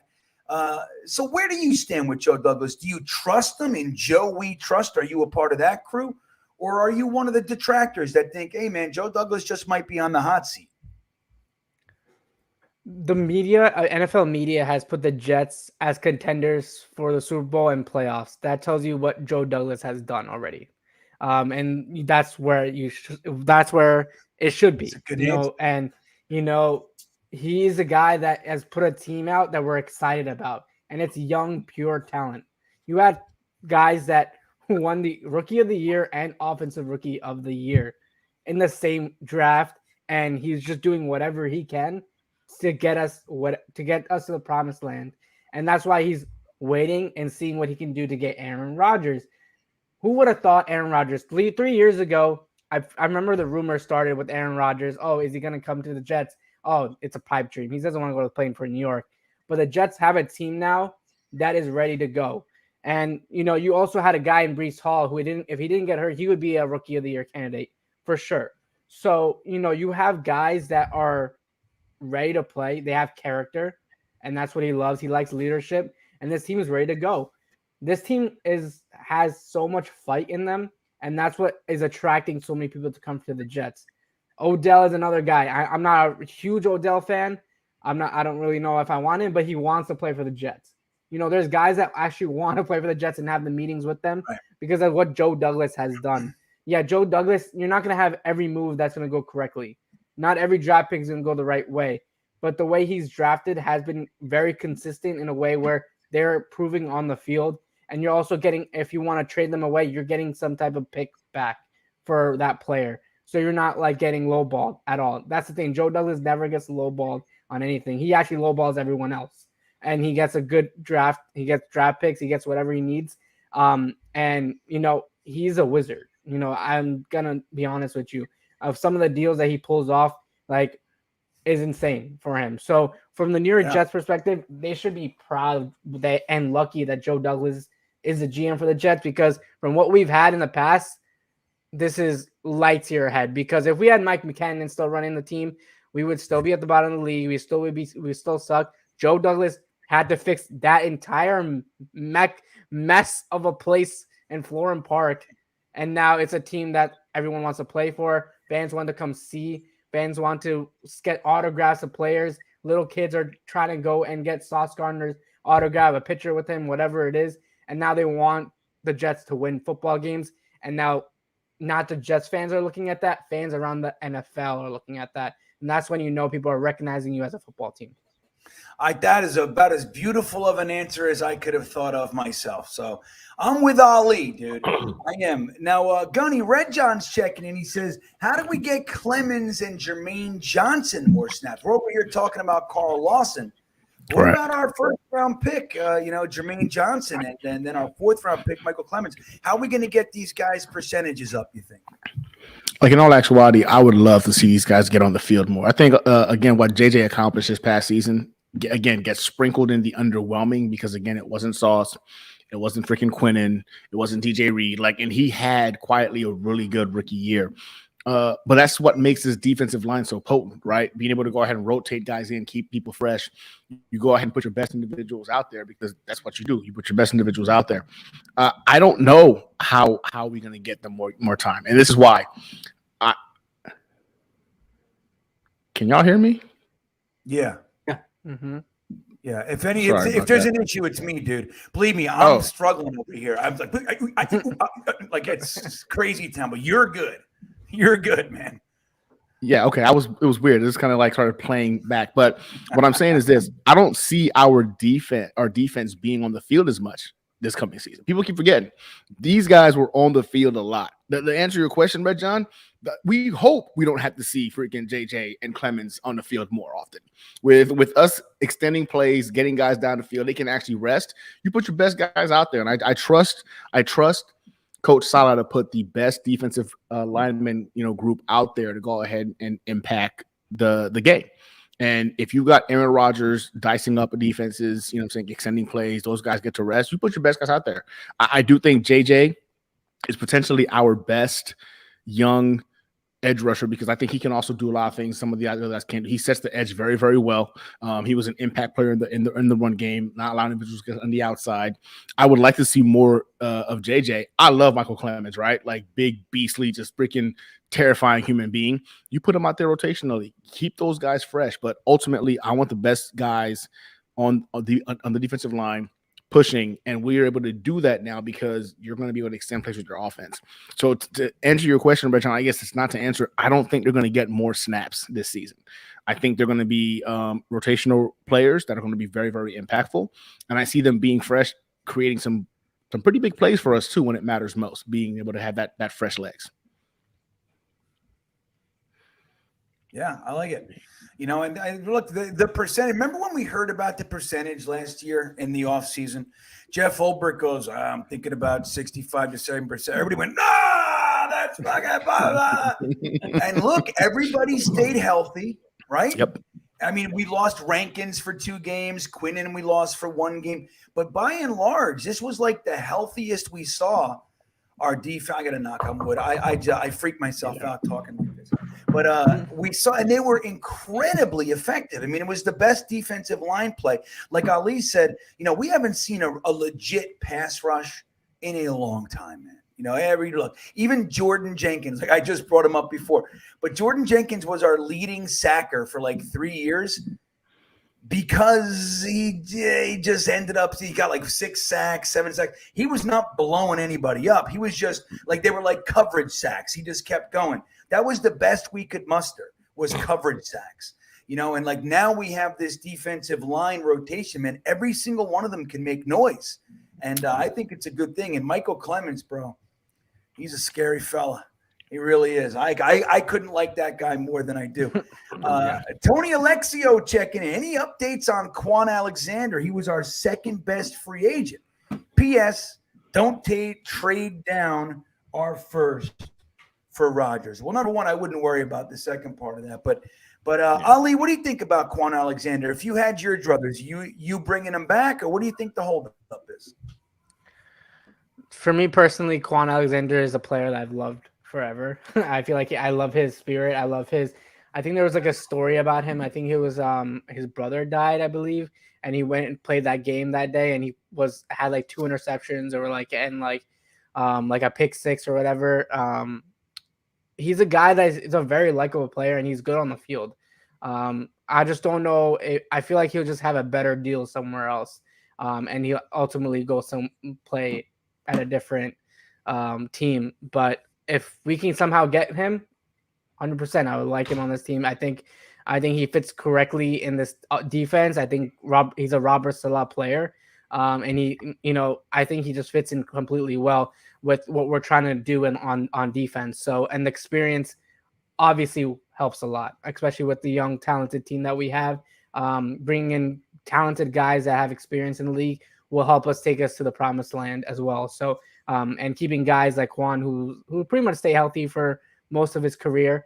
He's a guy that would come in and just, what he did last year, he made plays for us. And, obviously Quincy Williams was a big re-signing for us, but Quan Alexander did some pretty nice plays himself too. Yeah. I like Quan too, man. I mean, I don't know. I think, Quan Alexander is probably this is the first year that he played all the games since 2016. So he's trying to make something out, even though the Jets had him at 48%. That's the difference. All of his other years, he was 70 to 90%, and he would play 12 games, and that was his average, I think, 12 games. So this is, look, he's trying to go, hey, man, I'm a healthy dude, but he's trying to make, if he can make an extra mill, I think he's going to take it. But who knows? Who knows? Maybe later in the season or, the off season, if nobody signs him, maybe we end up seeing him back. I think it would be a good thing. But Jeremy, real quick, you think there's any possibility that at the end of the day we see the Jets given pick 13 for Aaron Rodgers? No, not at all. I don't think it's on the table, and I don't think it will be on the table. Nope. No. Not JD. Not from what, just from what I've learned about him as a GM in these past years, following it so closely. He's not giving pick 13 for a guy who might play 1 year. It's just not going to do it. Yeah. Well, I will say this, right? Go on, Jerry. To kind of caveat that there's been that talk about the pick swap, right? 13 for 15 for Aaron Rodgers. I've seen that being floated around a lot.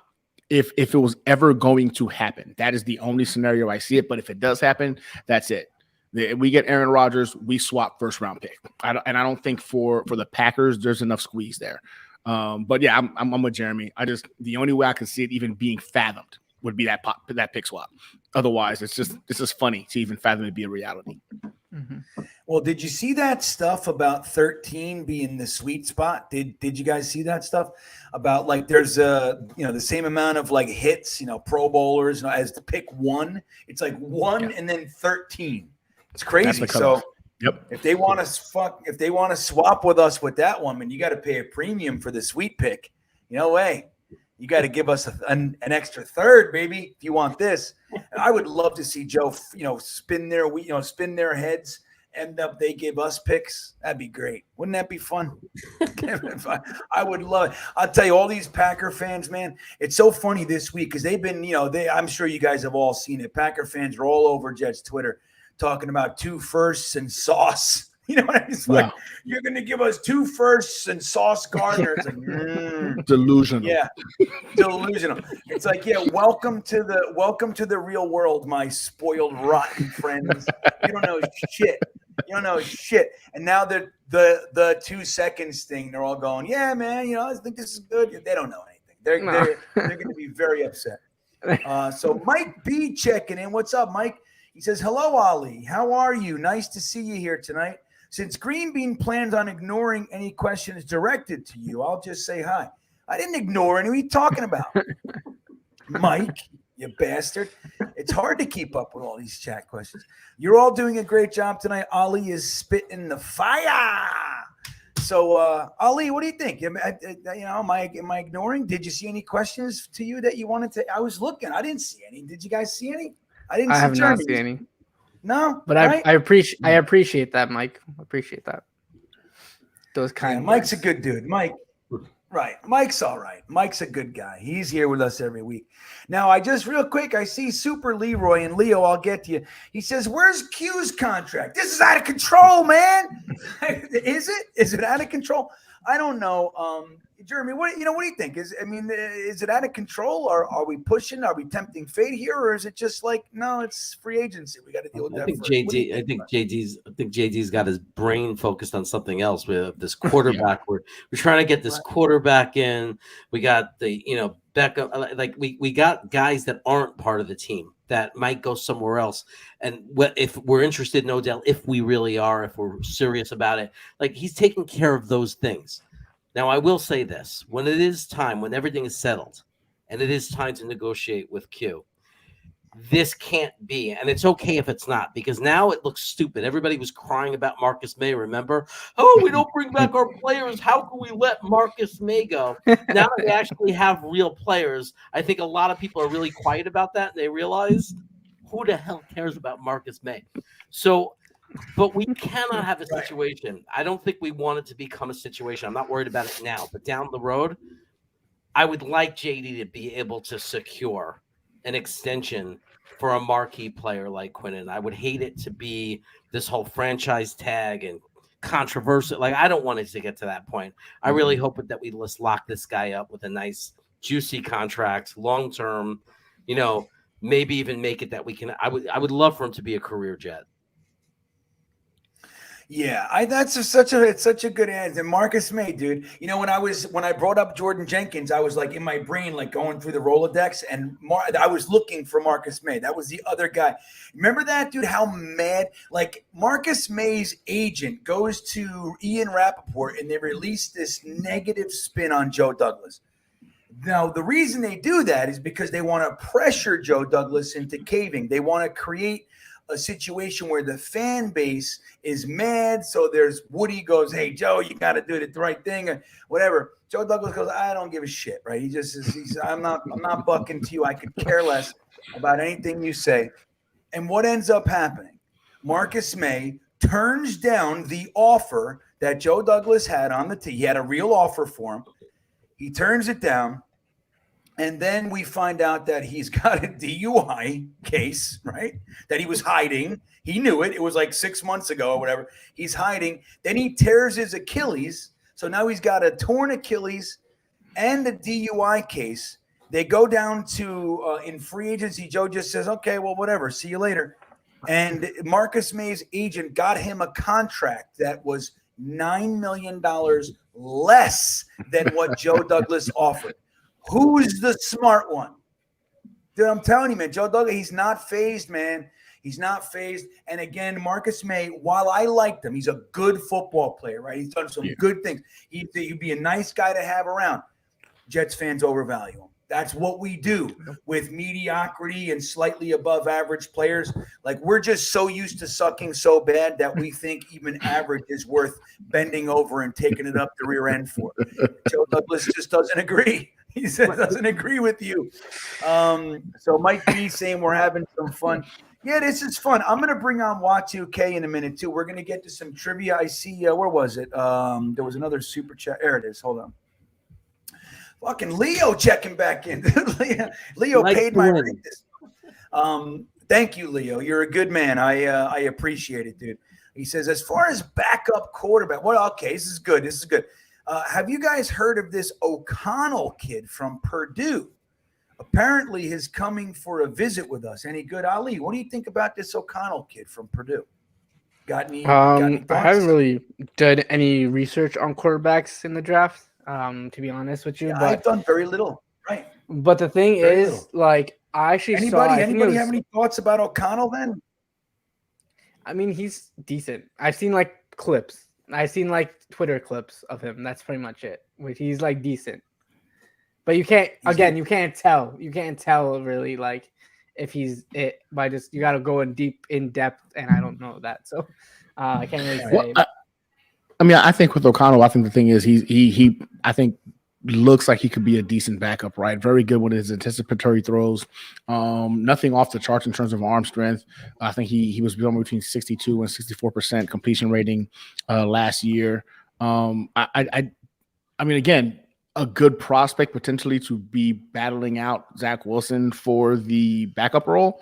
But in terms of talent, I do think Zach Wilson has more raw talent. This kid is one of those guys that understands how to manipulate the game a little bit to his benefit. And again, real nice, good touch on his throws. And I think that could be the benefit or the thing that go ahead puts it in his favor in terms of just getting the ball into his playmakers' hands and letting them make things happen.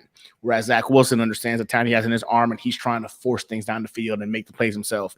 So that will probably be the only thing where I see where he could possibly beat out, say, a Zach Wilson. But in terms of like size, like they're very, very similar in size. I think he's like 6'2", 6'3", but he's slower, not as mobile. But yeah, I think with him, he's just got nice touch. Very good in anticipatory throws. I should put it in places to where the playmakers can extend plays. I'm not jumping off. Oh my God, we've got to have him. But in terms of a competition for that number 2 spot, yeah, he fits that billet. All right, there it is. Well, Night Stalker came through, everybody. So we're about to see a treat. Some of you have seen this. I put it in my Dennis Bird video. But let's take a look. I think I was 24 years old here. And you guys will see the beardless bean. You see? Can you find me, Gunny? Where am I, Gunny, in this picture? All right, let me see. Green Bean, you are. Well, you said there's no beard, so I'm going to go with there's no beard. My guy wearing the number 12. I didn't have a mustache. Oh. But I don't. Oh. I'm gonna go with 1, 2, 3. Third guy from the right holding the flag. This guy? Hat. No. This guy. Other guy. No. To This the guy. right. This guy, him. Yeah. That guy is 70 years old. I just want you to know that. His name is Vinny. Oh. He's 70. So you see, this is Elvis. You guys want, so look, this is cool. You guys, so look, you guys know Matthias Simon, right? He's in our chat all the time. There he is. That's Matthias Simon right there. This is GreenBean right here. 99. Get the That's fuck me out of wearing here. my bird. That's perfect. What do you think of that? What the? Look at that baby See? face, bro. What the? Don't even look like me. He's right Now, next let to me Elvis. tell you, you can also see my cheeks are all swollen because I am a raging alcoholic in this picture. Okay, I was still weighing. Now, just for fun, here's Night Stalker right here. That's Night Stalker. There he is, our Vietnam vet himself. Okay. Proud. Okay. That's right. That's right. Thank you for your service, brother. I appreciate you. That's right. Thank you for your service, Herminator. I still want to call you Herm. That's what I want to call. I called him Herm for like 10 years. Yeah, thank you for sending me the picture. There he is. That's Vinny. This is my buddy Joe the cop right here. But this is our tailgate. Me and Matthias Simon. I went to his driveway and we made this ourselves. This is us. This is me and Matt. That's what we did.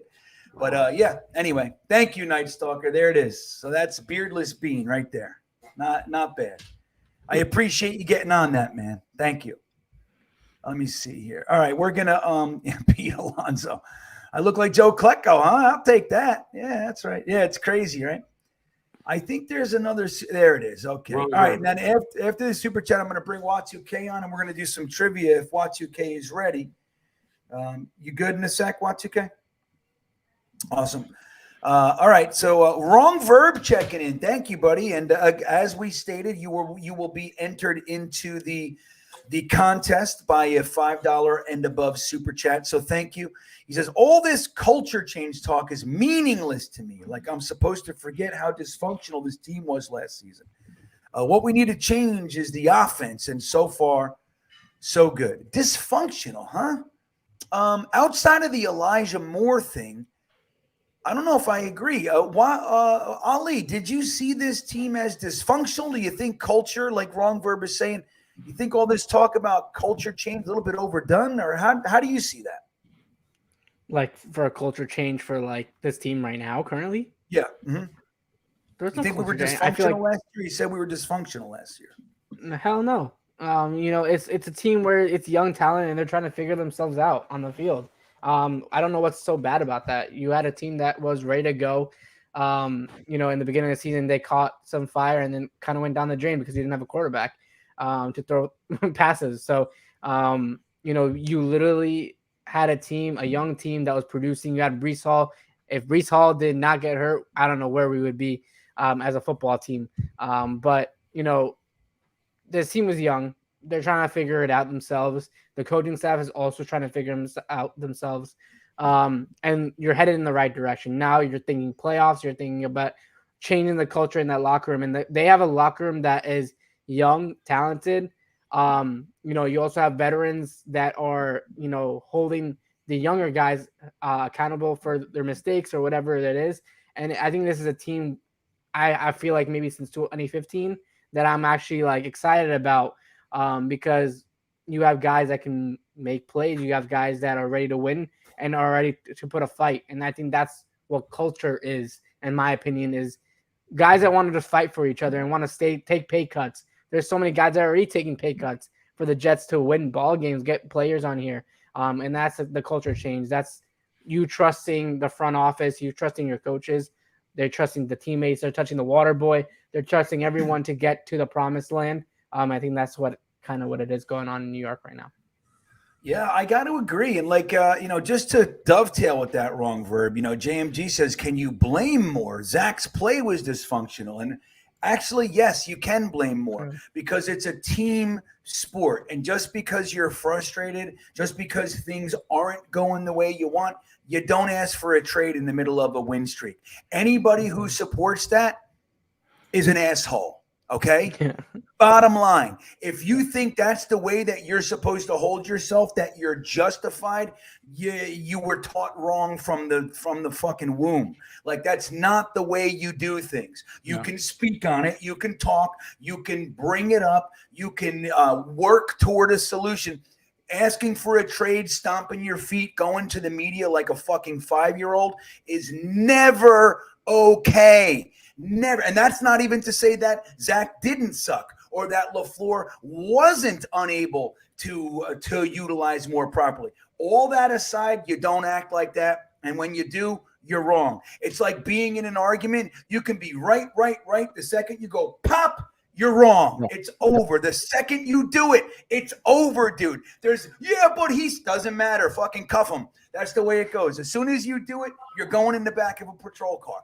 And you got to know the rules in this world. Elijah Moore broke them, and that's why he's out there in Cleveland and not with the soon-to-be Super Bowl champion New York Jets, everybody. I want to say hello to Paul Boy Green Esden, who has graced us with his presence. It is always nice to have Paul in the chat. Hello.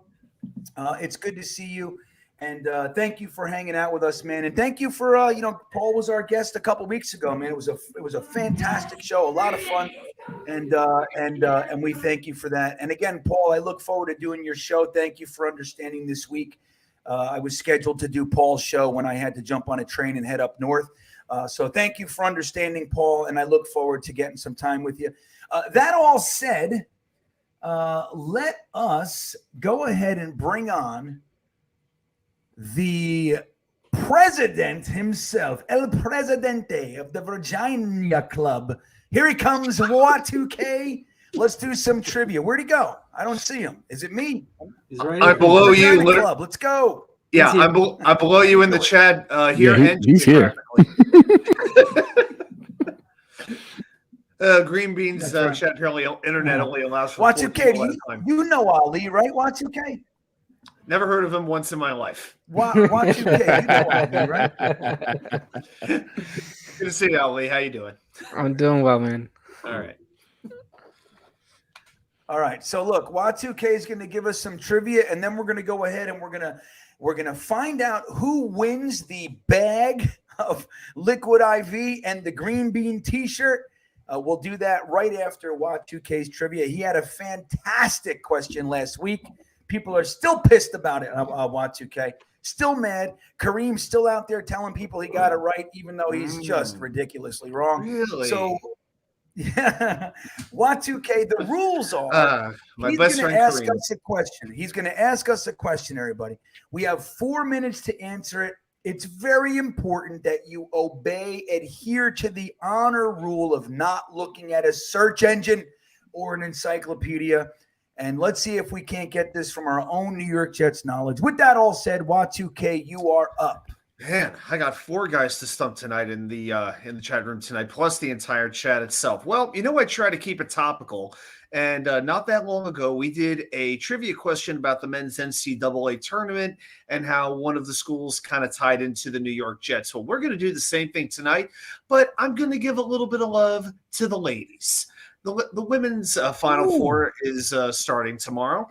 And, the University of South Carolina is going for an undefeated season. They are 36-0, 2 more games to win to get the national championship. But, the New York Jets are a little bit connected with South Carolina.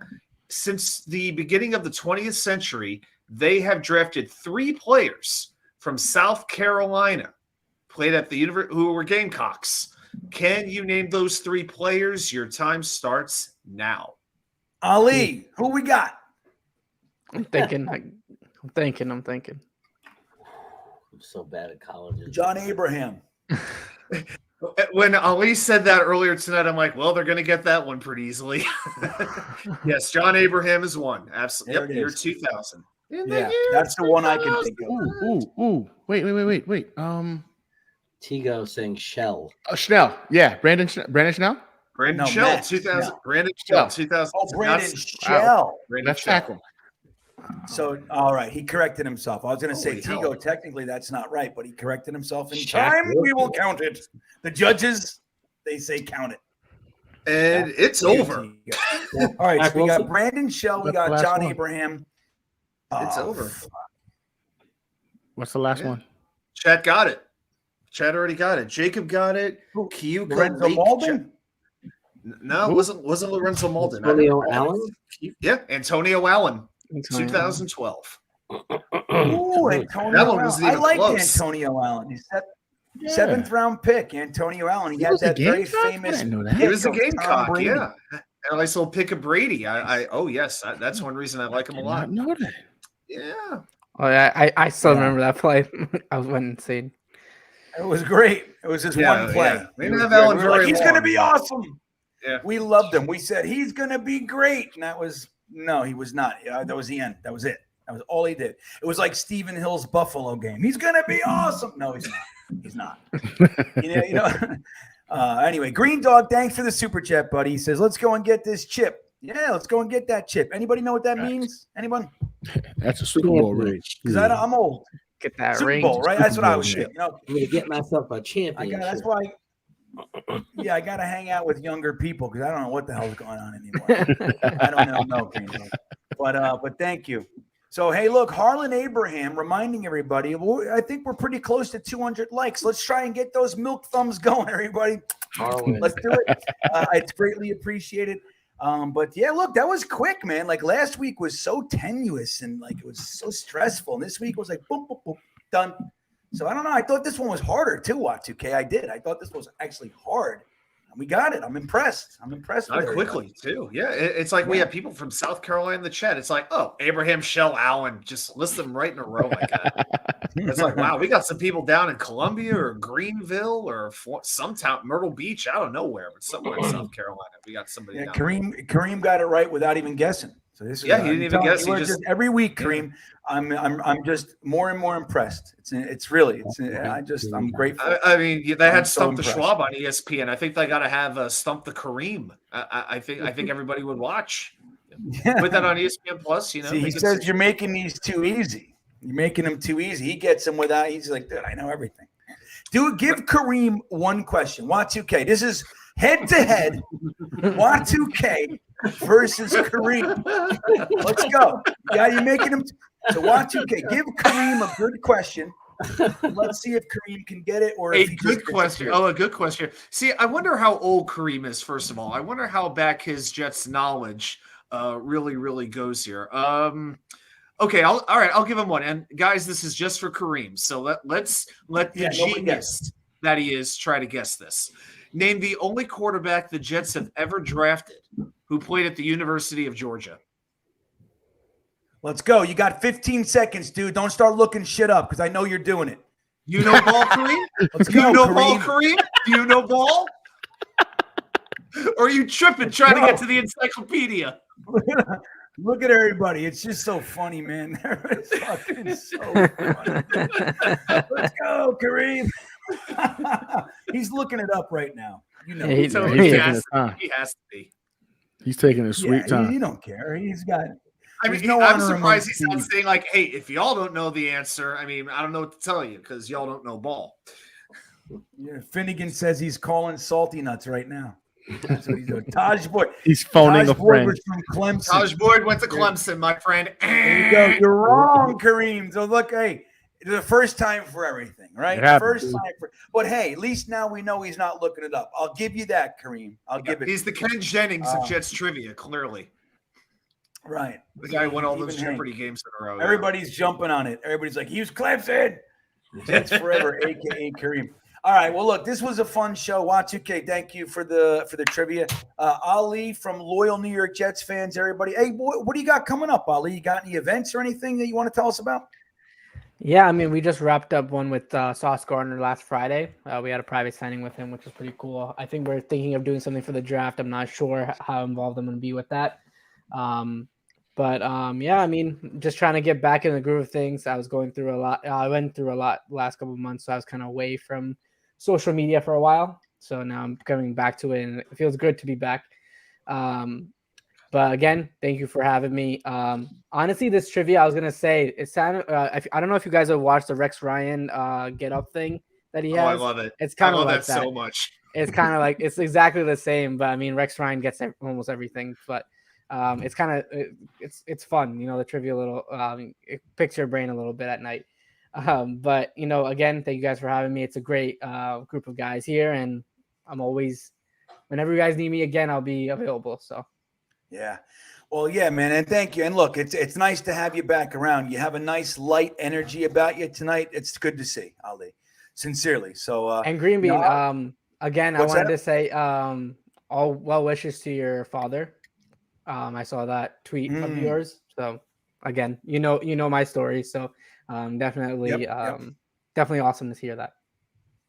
Yeah. Well, thank you, man. I sincerely appreciate that. Ali from loyal New York Jets fans.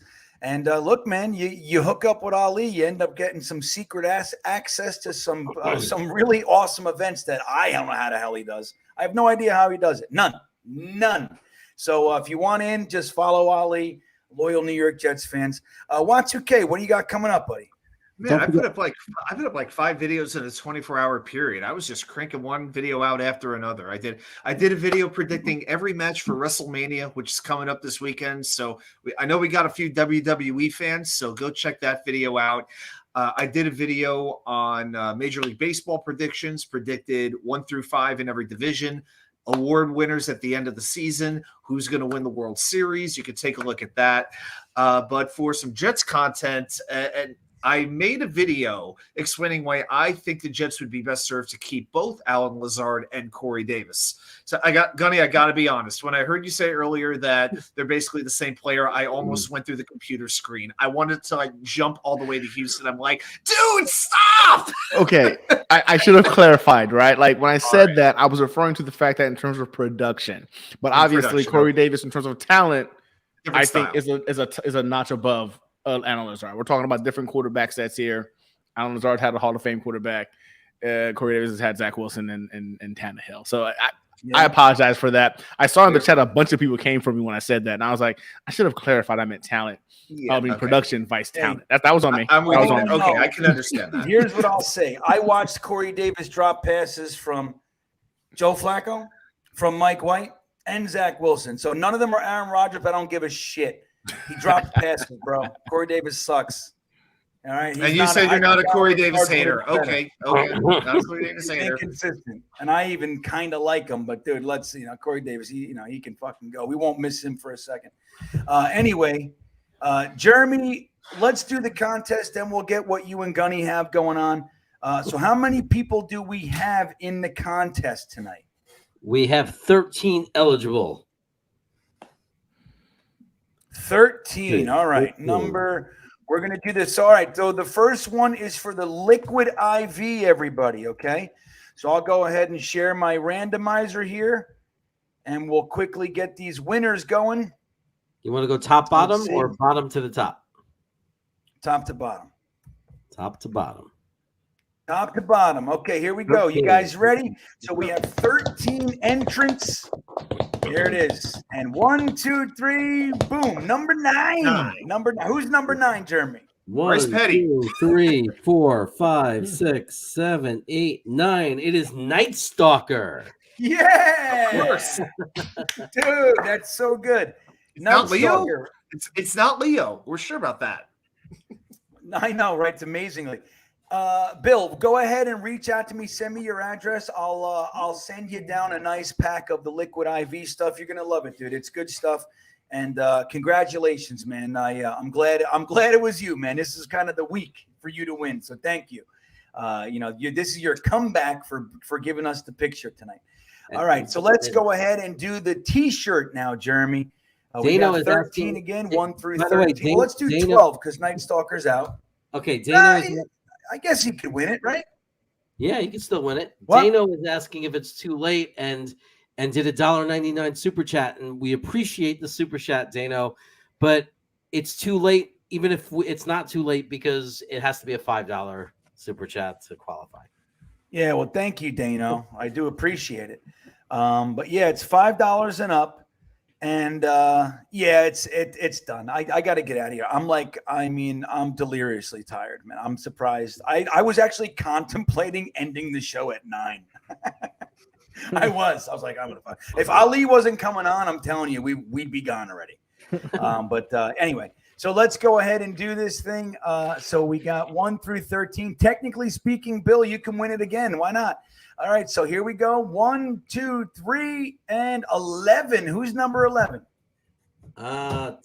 E-Boogie, 156. Yeah. E-Boogie. E-Boogie, the stream beaner extraordinaire. We got to E-Boogie was hanging out. He's also a beanbagger. E-Boogie was in our private classic game watch party stream last night. So that was a great time. We hung out for about 2.5 hours together. That was good. It was good to have you there, E-Boogie. We had a good time. So look, email me. My email, guys, is in the description of this video, bean@greenbeanjetsfan.com. Go ahead, email me your address. Now, E-Boogie, you got to go to the merch store. Tell me which style shirt you want, which size and which color, and I'll get it out to you in the next couple of days. And Night Stalker, you got to wait a few days. I wait till Thursday. I go back to Virginia. I'll ship it out on Friday morning for you. Anyway, guys, thank you for being here. Before we wrap it up, I want to see what Jeremy has coming up and Gunny. So, Jeremy, what's your channel looking like? What are you doing? Well, my usually wacky Wednesday show, and I might do, because I'm off tomorrow, I might do a daytime special. Might just do a little bit of a hangout tomorrow in the middle of the day. So look out for that. And I've been pushing my Cravat Attack channel with my brothers doing my food reviews. So really, if you're going to do anything, you're going to subscribe to anything, Cravat Attack. Check out my food reviews. You'll love it. There it is. Cravat Attack, everybody.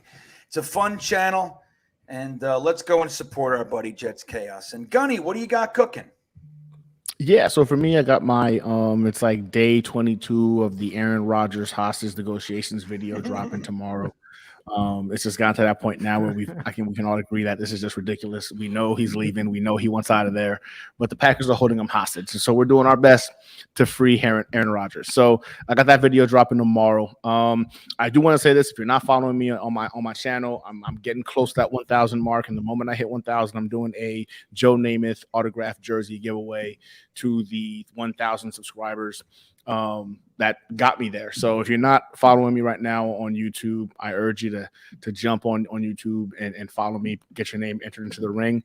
I'm going to be doing that giveaway the moment I hit 1,000 subscribers. Autographed Joe Namath jersey. So those are the two things right now I got identified, and a couple of other things I'm trying to work out. But yeah, I'm just trying to go ahead and pretty much look forward to every Thursday night as of right now. All right, there it is. Let's go ahead and support our boy Gunny, man, and you can win a signed Namath jersey. That's a pretty good deal. Go ahead, support him and get a jersey. I think that's not a bad deal right there for you. Guys, thank you for hanging out with us again. Let's try to support Ali from loyal New York Jets fans. Thank you for hanging out with us, Ali. I do appreciate it, man. It was a good time. Always a pleasure. Always a pleasure. Man. And with that said, everybody have a good night. We will see you next time. Yeah, here we come, baby. Here we come. Here come the Jets, man. I want to kiss you. Thanks, Joe. Yeah!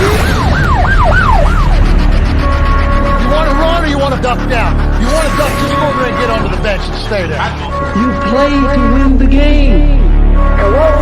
My message for the fans, we're all frustrated with where we are right now.